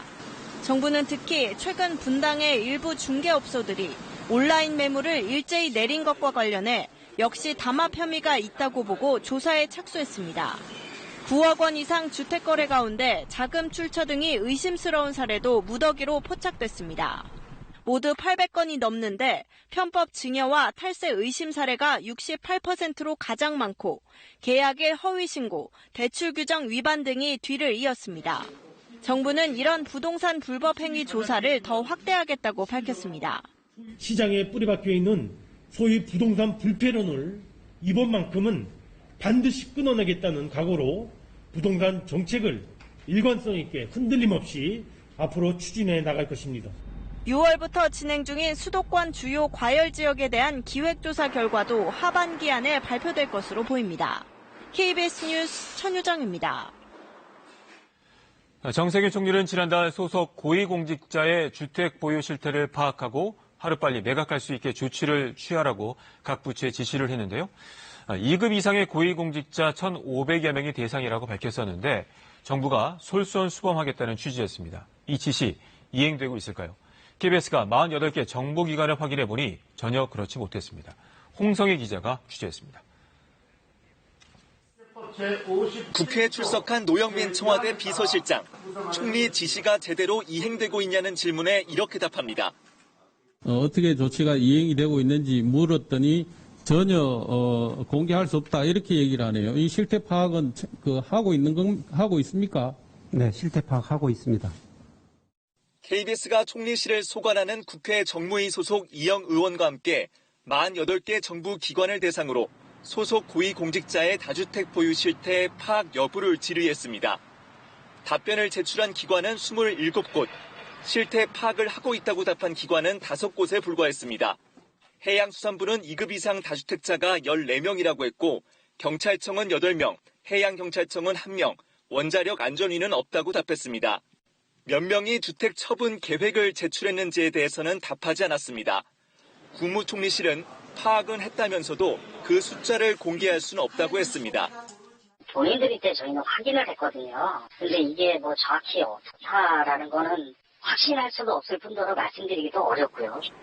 나머지 22곳은 총리 지시와 관련해 조치를 취한 내용이 없었습니다. 기획재정부 등 14곳은 총리실로부터 실태 조사에 관한 구체적 지침을 통보받지 못했다. 일부는 지침이 오면 착수하겠다고 밝혔습니다. 금융위 등 3곳은 2급 고위공직자의 재산 신고 내역을 조회할 권한이 없다는 이유를 들었습니다. 당사자에게 물어보면 되지 않나요? 답변이 정확하게 된 보장이 근거 없이 무슨만 가지고 처리할 수 있는 상황은 또 아니어서요. 청와대와 정부 고위 공직자들부터 솔선수범하겠다는 약속을 안 지키니까 부동산 정책에 대한 국민 불신이 더 커지고 있는 것 같습니다. 총리실이 책임지고 이 문제를 해소해야 합니다. 이에 대해 총리실은 다주택 고위 공직자와 관련해 직접 보고를 받을 계획이 없다. 각 부처에서 알아서 해야 한다는 입장을 내놨습니다. KBS 뉴스 홍성입니다. 한국은행이 올해 경제 성장률을 마이너스 1.3%로 하향 수정했습니다. 이는 지난 5월 발표한 전망치 마이너스 0.2%보다 1.1%포인트 낮아진 겁니다. 앞서 한국은행은 전 세계적으로 코로나19의 영향이 지속하고 이에 따라 우리나라 수출 지표가 예상만큼 개선되지 않고 있다며 성장률 하향 조정이 불가피하다고 설명한 바 있습니다. 또 내년 성장률은 2.8%로 수정했습니다. 이와 함께 소비자 물가 상승률은 올해 0.4%, 내년에는 1% 오를 것으로 전망했습니다. 현재 8호 태풍 바비는 평양 북서쪽 육상 지역을 빠른 속도로 통과하고 있습니다. 태풍이 서해상을 따라 이동하며 우리나라가 직접 영향권에 들었는데요. 태풍이 지나는 동안 신안 흑산도에는 순간 최대 풍속 초속 47.4m를 기록했습니다. 또 태풍에 동반된 비구름에다 지형적인 영향까지 더해지면서 제주 산지에는 445mm의 매우 많은 비가 쏟아지기도 했습니다. 태풍의 중심에서 멀어지면서 태풍 특보는 모두 해제됐습니다. 하지만 지금도 수도권을 중심으로 강풍주의보가 남아있고 모든 해상에는 풍랑경보와 주의보가 내려져 있는 상태입니다. 오늘 오전까지는 중부지방을 중심으로 순간 최대 풍속 초속 20-30m의 강풍이 부는 곳이 있겠습니다. 태풍에 의한 비는 차차 약해지고 있습니다. 하지만 남서쪽에서 또 다른 비구름이 들어오고 있어 모레까지 전국에 비가 내리겠고 특히 내일까지는 남부지방을 중심으로 다시 많은 비가 오겠습니다. 내일까지 예상 강수량은 제주 산지와 남해안, 지리산 부근에 최고 200mm가 넘겠고 전남 남해안과 경남, 경북 북부 내륙 지역에 50에서 150, 그 밖에 중부와 전라도, 경북 지방에 30에서 80mm의 비가 더 내릴 것으로 예상됩니다. 날씨 전해드렸습니다. 재난방송 주간방송사인 저희 KBS는 태풍 피해를 최소화하기 위해서 28시간 연속으로 뉴스특보 전해드렸습니다. 최근 이상기후로 집중호우와 태풍 등 재난 상황이 빈번해지고 있는데요. 앞으로도 신속하게 보도해드리겠습니다. 8호 태풍 바비 관련 뉴스특보 마칩니다. 고맙습니다.